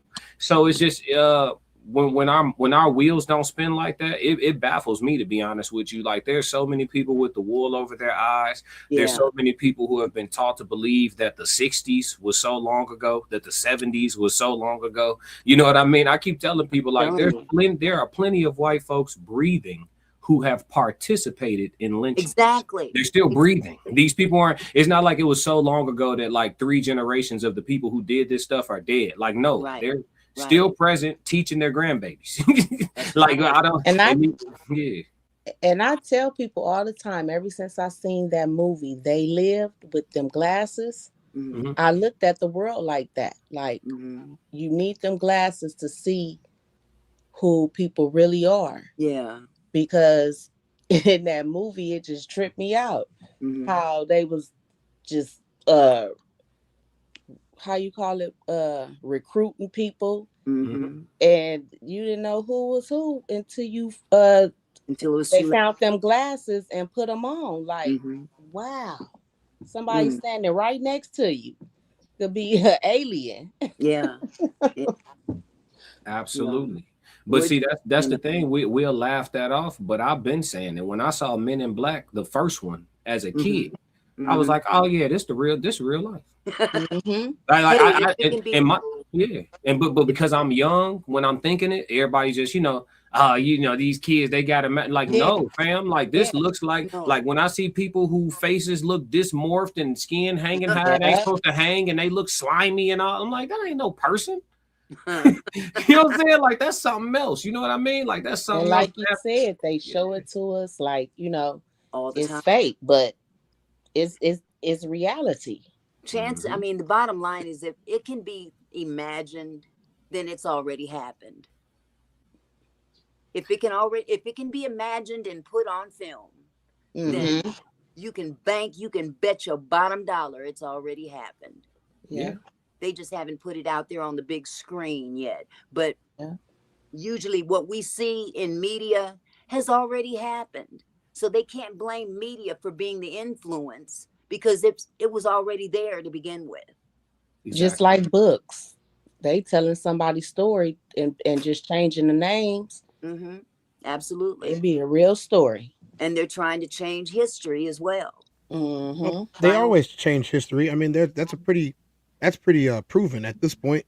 Like, anybody that can do a little bit of research will tell you that half the people that are living where they're living had no business living there in the first place, because they weren't the people who did the stuff. They claim it though. They claim it. They claim it as their ancestry when they didn't have the ability to do these things. Or the fact that there are a lot of these quote unquote races and sub races that didn't even exist at the time when these things were being done. Exactly. Their lineage proves where it's at. You know, people don't want to talk about the fact that how the Vikings came down from the north and then started populating places, taking them over, conquering them, and populating them without asking any questions. You know, it's fine. You know, this is not going to be one of those things where what did I do if my great grandfather did it? Well, I mean, you have a trust fund right now because your great grandfather took a whole bunch of people's You lives. benefit from what your great grandfather Exactly. did. And that's something that people don't understand. If you're benefiting from a situation that happened a pretty long time ago, Mhm. and even though you didn't do it, you still benefited from the situation. Mhm. And that's the issue that we have. And I think that needs to be communicated a whole lot more than people saying, well, I didn't do anything. Why are you mad at me? Yeah, You're get mad because I over had it. an advantage. No, I'm not upset with you for having an advantage. I'm upset for you for not being grateful for the fact that you had an advantage. And two, not Exactly. acknowledging the fact that we don't. Exactly. Bingo. Mm-hmm. Bingo. Mm-hmm. Well, I'm going to drop down. I just had to come up and speak my piece because if you let me go, I'll be all day talking. Me too. Me too. I'm going to have a seat in the bushes and I'm going to watch everybody else say what they got to say. But thank you so much for having me up and allowing me an opportunity to speak my piece. Absolutely. Y'all are always welcome when I drop the link. And thank y'all for coming up. Thank you. Thank you. You're Thank I'm welcome. gonna drop too. All right. Y'all take care. Yeah, Tez. Yeah, man. The public is speaking. Aaron Lee Feller, please put that one up. Aaron, which one? What are you? Aaron Lee, that one. No. Keep going all the way down to the bottom. The newer one. No. First of all, my educational background is none of your business. You benefited. You benefited. You aren't in Africa. You're welcome. First of all, Africa is a very nice place. It's a very nice place. It's temperate. It's very temperate. You're able to eat off the land a whole lot easier because there's so much of it. It has all of the riches that the world has coveted for generations, whether it be diamonds, rubies, gold. It has some of the greatest architecture that history has ever known. And the people are more resilient to anywhere else on earth. Actually, it's actually not a benefit to not be there. I would love to know and to not know what winter feels like. I would love to know what winter doesn't feel like. I would love to have been born in a place where I don't get a winter. It would have been great. So you telling me that, oh, you're not in Africa. We're talking about 1490 something, okay? 1454, 1500. People had already been moving around the planet. Do some research. Do some history. You want to ask about educational backgrounds, but you make a stupid statement like you guys aren't in Africa. Like that's so great. Like that's so great that we're not in Africa. Newsflash. North America, the United States of America, was not a country for you, Aaron, or your ancestors. Y'all immigrated here. Y'all took a bunch of boats here. You immigrated here, and then you took stuff from everybody who was already living here. And then you continue to take things from people who are already living here.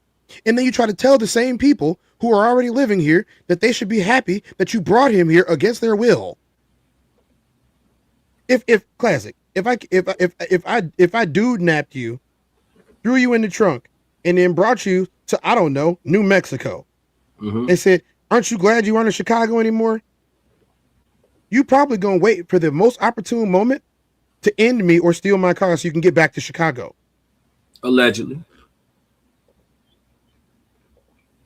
The audacity of people like you, Aaron, to come into a chat where you got two brothers sitting here with chocolate faces and smooth skin and tell me that I shouldn't be getting all of the vitamin D from the sun that I could be getting if I was in a much more temperate place where I didn't have to deal with weather crises all the time, where I could have built a community with people who like me and look like me and don't care. If y'all would have just left people alone instead of being greedy, then maybe we wouldn't be having this problem.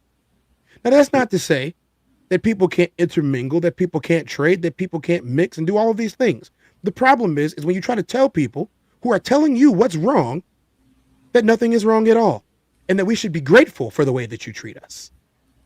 I'm not grateful for the way that you've treated people.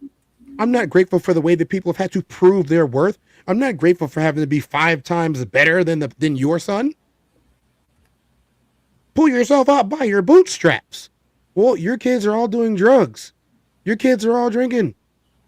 And they still somehow find a way to make $300,000 a year afterwards. Nobody's judging them by the content of their character. They're judging them by the color of their skin and the fact that they're your son. The fact that you asked me my educational background is proof enough. That's proof enough. So kindly, shut up and let us mind our business. You just mind yours. Yeah, hey, listen, I told y'all, chap, when Tez was getting situated, I told y'all what it was. Sometimes you just gotta crash on out. We're in a country right now where we don't have real barbecue sauce, we don't have real bread, we don't have real fruit, we don't have real vegetables. The animals are hopped up on steroids and GMOs to make their breasts bigger and things like that. The people are too. And you're telling me that this is paradise? Did y'all forget that just a couple of short years ago that we had to close stores and borders and businesses and jobs, and that the economy is still not recovered because you and the people that you put in charge were not adequately prepared for any of the drama that would take place if you sat everybody down and inside. Now, mind you, I didn't mind not having all the people outside and not seeing all the faces. I would hope that most of you put your masks back on because you're not very sightly. I wouldn't have had to deal with this if I was still in Jamaica. And most of the 13 or 14 million people who are here that you talk crap about every day, if they were back in places where they could help the population of people, all the doctors, all the lawyers, all the inventors, all the scientists, all of these people, the infrastructure people. What if George Washington Carver would have created all of his inventions in, I don't know, Nigeria? Patented all of his inventions in Nigeria. How much farther would Nigeria be if they could farm the same exact way as George Washington Carver had invented inventions? What if he was there in Nigeria helping Nigeria's economy out because they were able to produce things so much faster than everybody else? What about Eli Whitney and his cotton gin? See, this is this type of stuff that I'm talking about. When people make biased, unintelligent, ignorant, and uninformed statements, like the one that you made, Aaron, you show exactly how ignorant you are as a people. And this is why nobody likes you. This is why everybody marches against you. This is why people say rise up and they sing songs about it. This is why the Underground Railroad existed. Because if there could have been an above ground railroad for people to escape, then there would have been. Common sense ain't so common anymore, is it? But I don't know. You probably typed this with your thumbs anyway. Walk them down, Tez.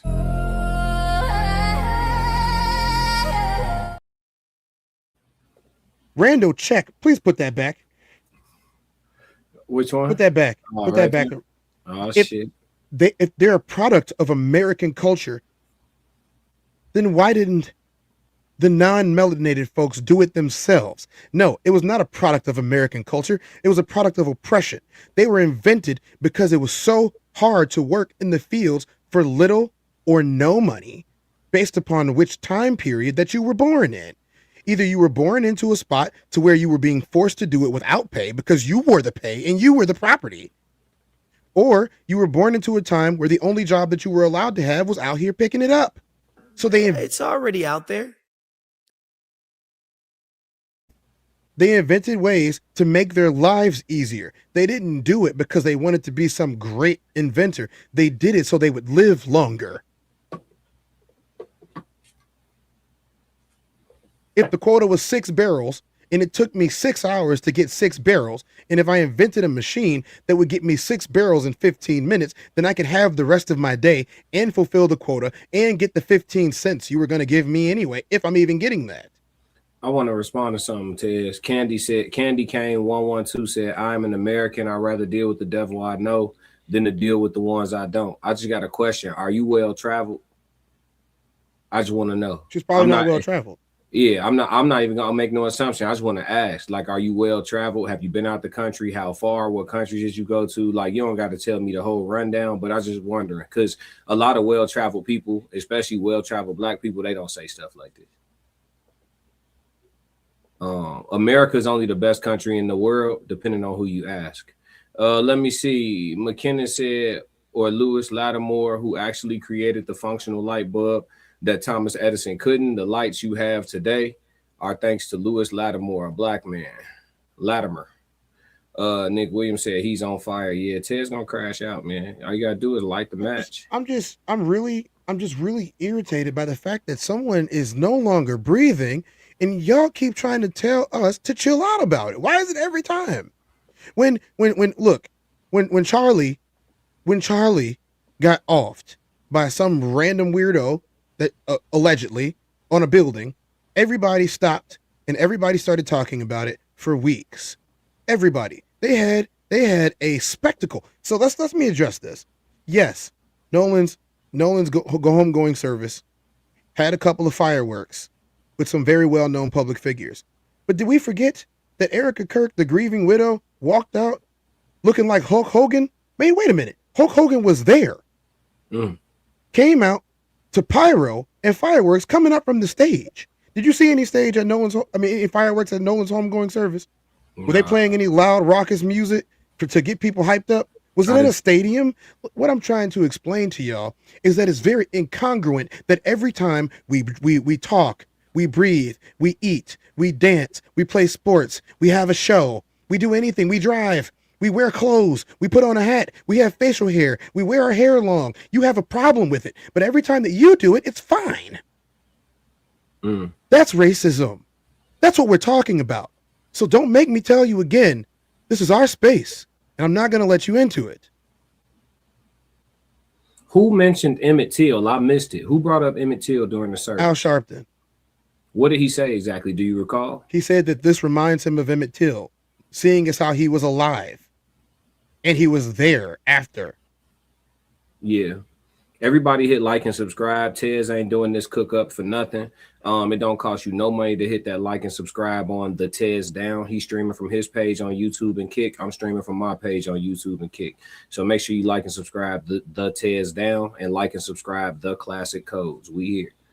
Let me see. Like Classic. I'm gonna make this statement so people truly understand what I'm trying to say. Cook up. They've been waiting on you. They waited on you for an hour, bro. Cook up. For over 400 years, dark-skinned people have tried to integrate. They have tried to live peacefully together. They have tried to love. They have tried to just be a community for over 400 years. And you're telling me that the people who continually try, that the burden of responsibility is on them to get along? The burden of responsibility is not on us to get along with you. The burden is entirely on you. Again, please understand that it is not a slogan. Plymouth Rock. We did not land on Plymouth Rock. Plymouth Rock landed on us. That is quite literal. You had people, can we show what the ships look like? The layout of the ships? How they brought people here? Did we all forget about the transatlantic slave trade? That it just never happened? That we're just supposed to forget? Oh, it's been so long. Yes, the trade happened. And then for hundreds of years, it continued to the point of where they created the police to bring us back into captivity after we escaped. The actual name was the Runaway Slave Patrol. It was not called the police. It was later rebranded as police.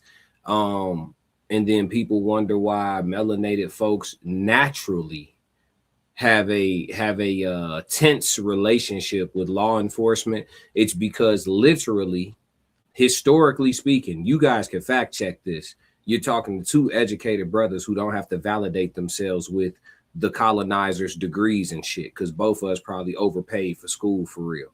But never the library card's free. I could have read all them books for free. That's another point. But what I'm saying is, if you do your history, the origin of police is not police. It is Runaway Slave Patrol. They rebranded it as police and they call it law enforcement. But if you look at the statistics at just simply patrolling, that means police interaction, simply patrolling, the police by and large over patrol minority people and specifically black people in this country for the most part. From state to state, the number is different, but I know in Chicago it's 40% more. If you're black, they patrol black people 40% more than the nearest next ethnicity. So that just means just looking how you look, you have a better chance of being bothered by the police as you go about your day. for just looking how you look. In California, it's egregious. It's like 120%. You know what I'm saying? And the numbers change from state to state. But you have to understand the origin of the police is runaway slave patrol. And yes, there's enough people watching this for there to easily be some police watching this right now. If you are a cop and you're watching this right now, you are the evolved or not even the evolved. It's not even evolved. You're the rebrand of a runaway slave patrol officer. Yes, that goes for you black officers too. If your black ass is watching this, you are a member of the evolved runaway, or not evolved, rebranded runaway slave patrol. Do the history of your job when you go punch in. That's what it is. The next time you pull over that black man and you don't give him a pass, but you give that little other person a pass, or you give that little female that smirked at you a pass, all of that, the next time you do that, just understand that you're perpetuating the origin of what this is. Runaway slave patrol. So I have the chat has told me that it's a myth because no one has ever seen a slave ship. Here's a real picture. I've presented it. This is one of the last voyages after photography had been invented. As you can see, this really happened. Mm-hmm. This was not fake. Just because people don't want to go and get the real information does not mean that it's not readily available to anybody who looks for it.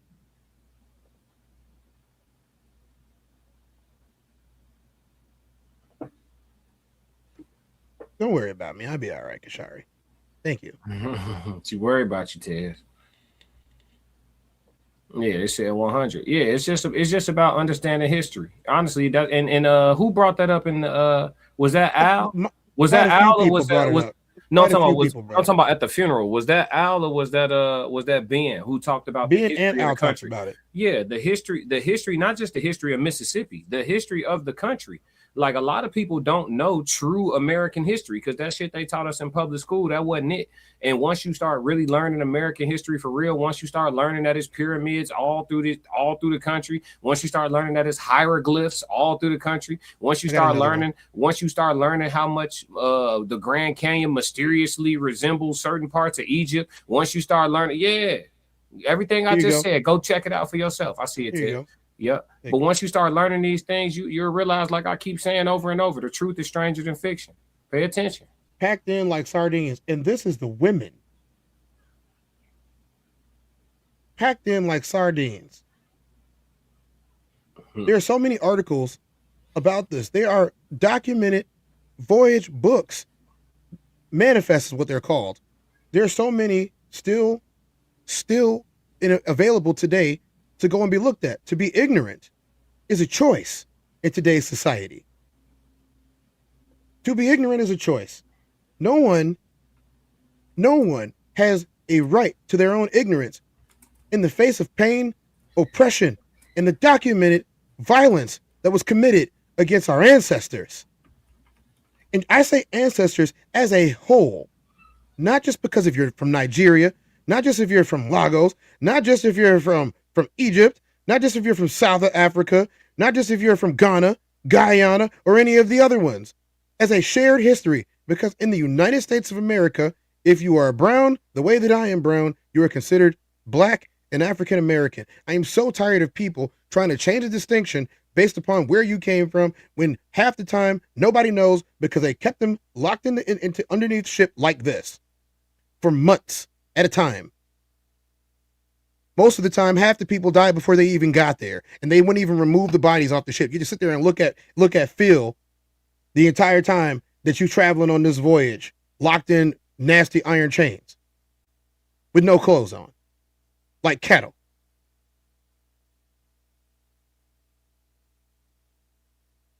There are whole museums about this. I will say this though, Tez, the slave trade is exaggerated, bro. It happened though. It happened. It is, like because most of them were caught here. Thank you. Some black people were brought over here from and I think they'd be exaggerating talking about they brought them from Africa. I think a lot of them came from the islands, but they came from the Caribbean. Yeah, that's a different that's a more feasible trip realistically during that time. right? During that time, during what they had to sail the oceans, they were still using sailboats, ladies and gentlemen, going back and forth from North America to Africa. It just ain't sweet like that. You feel me? Even with all There's the evidence there's evidence of African people traveling the world for thousands of years. No, for sure. We was everywhere. I mean, for sure. I mean, we know Russia, that. all the way up in Russia. Vladimir Putin is not somebody that I'm going to champion. But one of the things that he did, just I believe it was last year, was he unlocked an archive that had been locked for hundreds of years. So this is before the transatlantic slave trade. And what he saw was religious iconography, and every one of those people looked African in their religious iconography. Why is something that was locked for 500 years showing African people in these same religious situations that they claim were Roman in olive colored skin? Not olive colored skin, of pale skin, dove colored skin. Why is it that this artwork that was done showed those people? He wanted to show that. All of these things are easily able to be looked up. All of them. I don't know why people wouldn't even want to argue this type of stuff.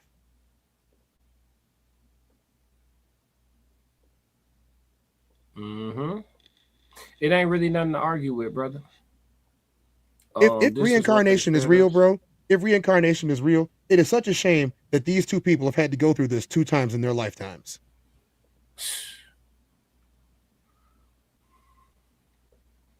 It's a shame.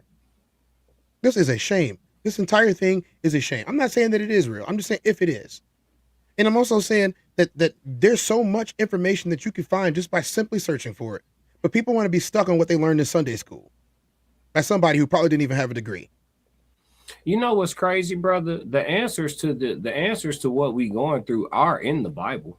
They're just in the parts that weren't given to slaves. We talk about it all the time. We have a larger audience today. You've seen the slave Bible before. You know what I'm talking about. Yeah, the slave Bible was practically a pamphlet compared to the actual full book, and it was mostly derived of the New Testament and only a fractional margin of that. But a lot of the answers that Black folks need to follow, a lot of the steps, a lot of the teachings are in the Old Testament, which largely was not a part of the slave Bible, which makes sense that we don't emphasize the Old Testament to the degree that we should in Black churches to this very day. To this very, very day. A lot of the answers are in the parts of the Bible that were not in the slave Bible. And I'm not saying that you have to be Christian. I'm just saying if you're looking to a religious text for answers to your revolution, or your overthrowing of the oppressor, the Bible, it can be a resource, but you can't be stuck on starting at Matthew's. And I think that's the issue for a lot of Black Christians. We start at Matthew's, and for those of y'all that aren't versed in your word, like you should be, Matthew's is where the New Testament begins, and that, they start the story of Jesus, and then from there everybody is completely Jesused out. But the truth is, they knew that teaching you about Moses, teaching you about David, teaching you about Samson, teaching you about Abraham, teaching you about all these people was going to give you the recipe to take shit back that was taken from you. Teaching you the law of an eye for an eye. If you steal from me, we cut off your hand. If you look at, my wife with lust, we cut an eye out. Like, teaching you these concepts. Obviously you can modernize them, but those such teachings are what you do to overthrow oppression. You do not. What I'm saying is, there's never been a time. We've been discussing history, right, Tez? Correct me when I start speaking inaccuracy, please. I would like to give the people something they can work with. But if you can recall a time in human history where people overthrew a violent oppressor with a vote. Never happened. Or in human history where people overthrew a violent oppressor with a march. Never happened. In human history, anywhere on the planet. None. Anywhere in the hieroglyphs? Nope. Anywhere in any ledgers? No. Anywhere in any holy text? Even in the current version of the Christian Bible, it kind of starts with somebody saying, hey, all y'all firstborns is going to get offed if you don't let us go. Yeah. I'm not letting you go. Okay, cool. I'll see you in 2 days. Yes. It's an Exodus. Moses is what you're referring to. Absolutely. And his broski. Quite interestingly, these paintings are over 500 years old. This is what happened in Russia. I have it here. If you are willing to be yeah, to I show got it. you. I got you.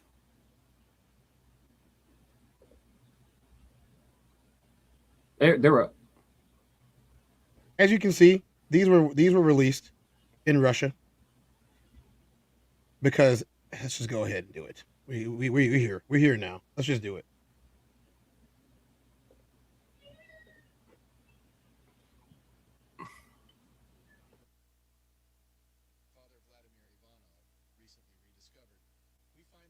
I can't hear that, Tess. You playing some audio? Yeah, it's playing. If you can't hear it, it's probably muted. not. I can hear it, but it's super low. Yeah. Can y'all hear that audio, chat? It's real low, bro. It's cool. But yeah, what is it saying? Give us. I'll tell you about it in a second. Yeah. So, Black Christian icons found in Russia. Ancient Russian icons are drawing attention for their depiction of Jesus, Mary, and other religious figures with dark skin tones, challenging the common assumptions about religious art. Key points: historical depictions. Some icons from the 15th to 16th centuries feature biblical figures with darker complexions, reflecting artistic traditions of the time. Notable examples: Christ in His Majesty shows Jesus with dark skin and curly hair, interpreted by some as African characteristics. The Trinity icon by Andrei Rublev, while not explicitly depicting black figures, adds to the discussion about diverse representations in religious art. Possible influences. Russia's historical isolation during the Mongol invasion may have preserved earlier traditions. Byzantine influence shaped early Russian religious art. Cultural exchanges at the crossroads of Europe and Asia may have depicted this. Contemporary significance. These icons raise questions about the historical appearance of biblical figures, cultural diversity in religious art, and the evolution of Russian iconography. The growing interest in this topic has driven demand for works like Russian icons by Father Vladimir Ivanov, further fueling conversations about the history of black representation in Europe. Now, one of the things that they're saying about this is all of them. This has been locked behind closed doors for over 500 years, and nobody was allowed to go in there and see it. This was before the age of racism, as some people might say. Why would a place like Siberian Russia have all of this if this wasn't the case? On top of it, why would a religious organization like, I don't know, the people in Vatican City want to hide the other art, the other works that we did have? Why would they want to hide them or strike them? And then you have the priests that are today that are legitimizing that this came before the iconography that we got in, I don't know, the Sistine Chapel. Yeah. The Sistine Chapel is pretty much what drives most people's viewpoint. You know, Italian Jesus. Mm-hmm. You know, all the naked men inside of there. You're in Rome. The birthplace of all of this. Yeah, Major said something important. He said, we don't even tell our own history nowhere. White people telling our story. Well, that's because we're a conquered people. Us along with everybody else, we're conquered. That's why it's his story. Whoever wins gets to tell the story. But the truth is, you didn't get to see the video because the video was not the one being shared. I'll put it back up. Yeah, based on the truth is that everything is in the rocks, and everybody thinks I'm crazy when I say that, but history of the world is in the rocks. It's in the calcification. You can still go to certain parts of the world and see calcified or not calcified, but petrified dragons. I've seen with my own two eyes a petrified Nephilim. The head of a Nephilim, petrified, with my own two eyes, massive. You know, I don't have to prove that to anybody. My own eyes saw it, right? You believe what y'all want. I was in Greece. I've seen, you know, I've been to the Temple of Poseidon. These things are vlogged on my channel. If y'all go to my vlog playlist, y'all can see it. I've been to the Temple of Poseidon. Like, the truth and the history of this world is in the rocks. You can't do anything about that. There's a lot of history buried underneath the ocean. We know sea level has changed multiple times through Earth's history. So yeah, man, there's just so much that we don't know and we don't seek to learn, even though the information is available, because we were taught not to believe. So we just don't even look. We think we got it all figured out. So it's kind of unfortunate, but it is what it is. And that's why we here, though. You know what I'm saying? Just because you get out of school don't mean you got to stop learning. What you trying to show us, Tiz? All right, let me know if you can hear this.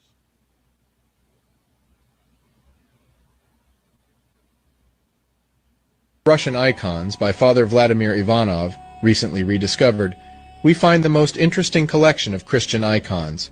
It is of high interest for two reasons. Number one, it depicts the various Christian icons as black. And number two, this is not found in Western Europe, but well in Eastern Europe and Russia. This means that black people were venerated as deities from Spain to France, Italy, Germany, and all the way to Russia. In some, all over Europe. There are at least 500 black Madonnas in Europe, not counting the ones hidden in the Vatican, 128 in France alone, and you need to remember that these icons survived multiple waves of iconoclasm. This means that in the past, they would have been ubiquitous throughout Europe, before the great artists like Michelangelo and Leonardo were commissioned to start painting the classic Europeanized face of Jesus that we know today. So then, as always, if we ask the critical questions, if the mainstream historical narrative is true, and that black people have never achieved anything of note in history, why then were they depicted and venerated all over Europe? Even more intriguing, what were black people doing in so many depictions, descriptions, sculptures, and plays in Europe at all? For those who have been listening, it is simply because they were present in such numbers, and it yielded such influence that even the planned erasure and systematic destruction of the icons survived from Western Europe to Eastern Europe, from Germany to Italy. Russian icons by Father Vladimir. Yeah, it's nuts. It's absolutely nuts. This came before all of this. Some of those paintings are 700, 800 years old. That's a very long time. And the question that he asked, how is it that all the way from Russia straight past France that this is a thing until the Vatican recommissioned Michelangelo to repaint everybody? Literally, they repainted everybody and redesigned everybody in their image in order to push a religion that was not theirs. It's called whitewashing. Thank you. Yeah. But we already know it. But you know what, though? It's crazy, though, because, like, sometimes you think this information common knowledge, and then you don't speak on it, and you realize when you do speak on it, how many people needed to hear it. So it's good that this dialogue is happening, you know, especially on a day like today, where so many people tapped in for the celebration that turned into something else at some point for Nolan. You know what I'm saying? So hopefully the spectacle that they put on, though, was for good. You know what I mean? And hopefully the parents understood that their intentions were, you know, to seek justice on the biggest platform that they're probably going to have throughout this whole thing. You know what I'm saying? Today, they probably had the most eyeballs at one time that they're going to get. So using that time to make that call probably wasn't bad. The execution of it, though, was a little cringe, but it is what it is. Won't nobody forget it. You know what I'm saying? Nobody will forget it. So yeah, Major said common sense ain't common, classic. Nah, for sure. Major P said, so a lot of people still stuck on stupid. Well, you know, I always say I never knew 2 + 2 until somebody taught me, right? So sometimes we can't assume what people ought to know or supposed to know or should know, and we just got to talk. You know what I mean? Queen Loyalty said, love the history knowledge. Yeah, you know what I mean? We can't assume, because the public school system ain't tell us nothing. You know what I'm saying? Mario said, Ms. Washington said, if you go to the other countries, you will see how fresh the food is over there. Now you don't how you don't gain weight and you or feel fatigue. Yeah, you don't have inflammation either. Knees ain't hurting, ankles ain't hurting, elbows. McKenna said, what? Are you sure it's not my website? What you talking about, McKenna? Who are you talking to? You talking to dude in my chat. Yeah, somebody in the chat. Yeah, I was gonna say. Major said, yeah, it's true, but that's life seeking knowledge. Nah, for sure. A lot of people graduate school and stop learning though. Well, that's what I'm asking you. Is that your somebody made a fake McKinnon account too? So just watch out for it. This is I know which one is the real one. You got a wrench. The fake one doesn't have one. Nah, for sure. But we good, man. Tez, I've been up literally prepping for the day. I've been up about 28 hours, my brother. So I probably will come back live this evening at some point, but I do have to rest, chat. I mean, yeah, you there's gonna be information that comes out later on today, and I'm sure Classic will be covering it, and we'll probably cover more of it on Nightcap. maybe we'll just do that. It depends on what you want to do, but we'll talk about it. But y'all stay tuned to both the Classic Codes and the Tez Down. We will be covering the mortal details of this because, you know, they're going to lay him to rest right now, and then they're going to release the results of the findings. And from what I've seen, I don't think that after seeing the results that an attorney would get on the stage and, you know, let's just say genuflect the way that he was without there being some substance to what they believe. Yeah. Well, I tell you what, man. Tez, you want to give him your slogan before we bow out for the day? Or not for the day, but for the moment. We probably, again, once the details of what was going on inside the church comes out, we will be back. But Tez, you want to give him the slogan before we go? Yeah.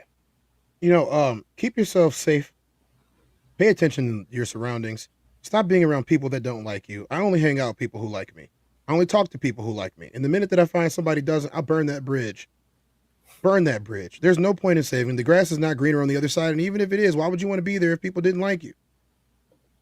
If it wasn't for the fact that I'm tethered to the current climate that I'm in right now, then I'd probably be gone from here too. That's a fact. Whether you want to believe it or not. It's cool. It doesn't matter. I'm Tez. I'm 2-4.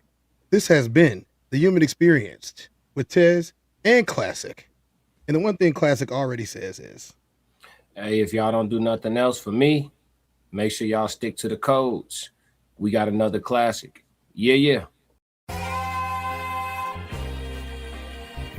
I'm only gonna do this once. Classic. Lord God, anything attached to me that could be holding me down and keeping me from my ascension.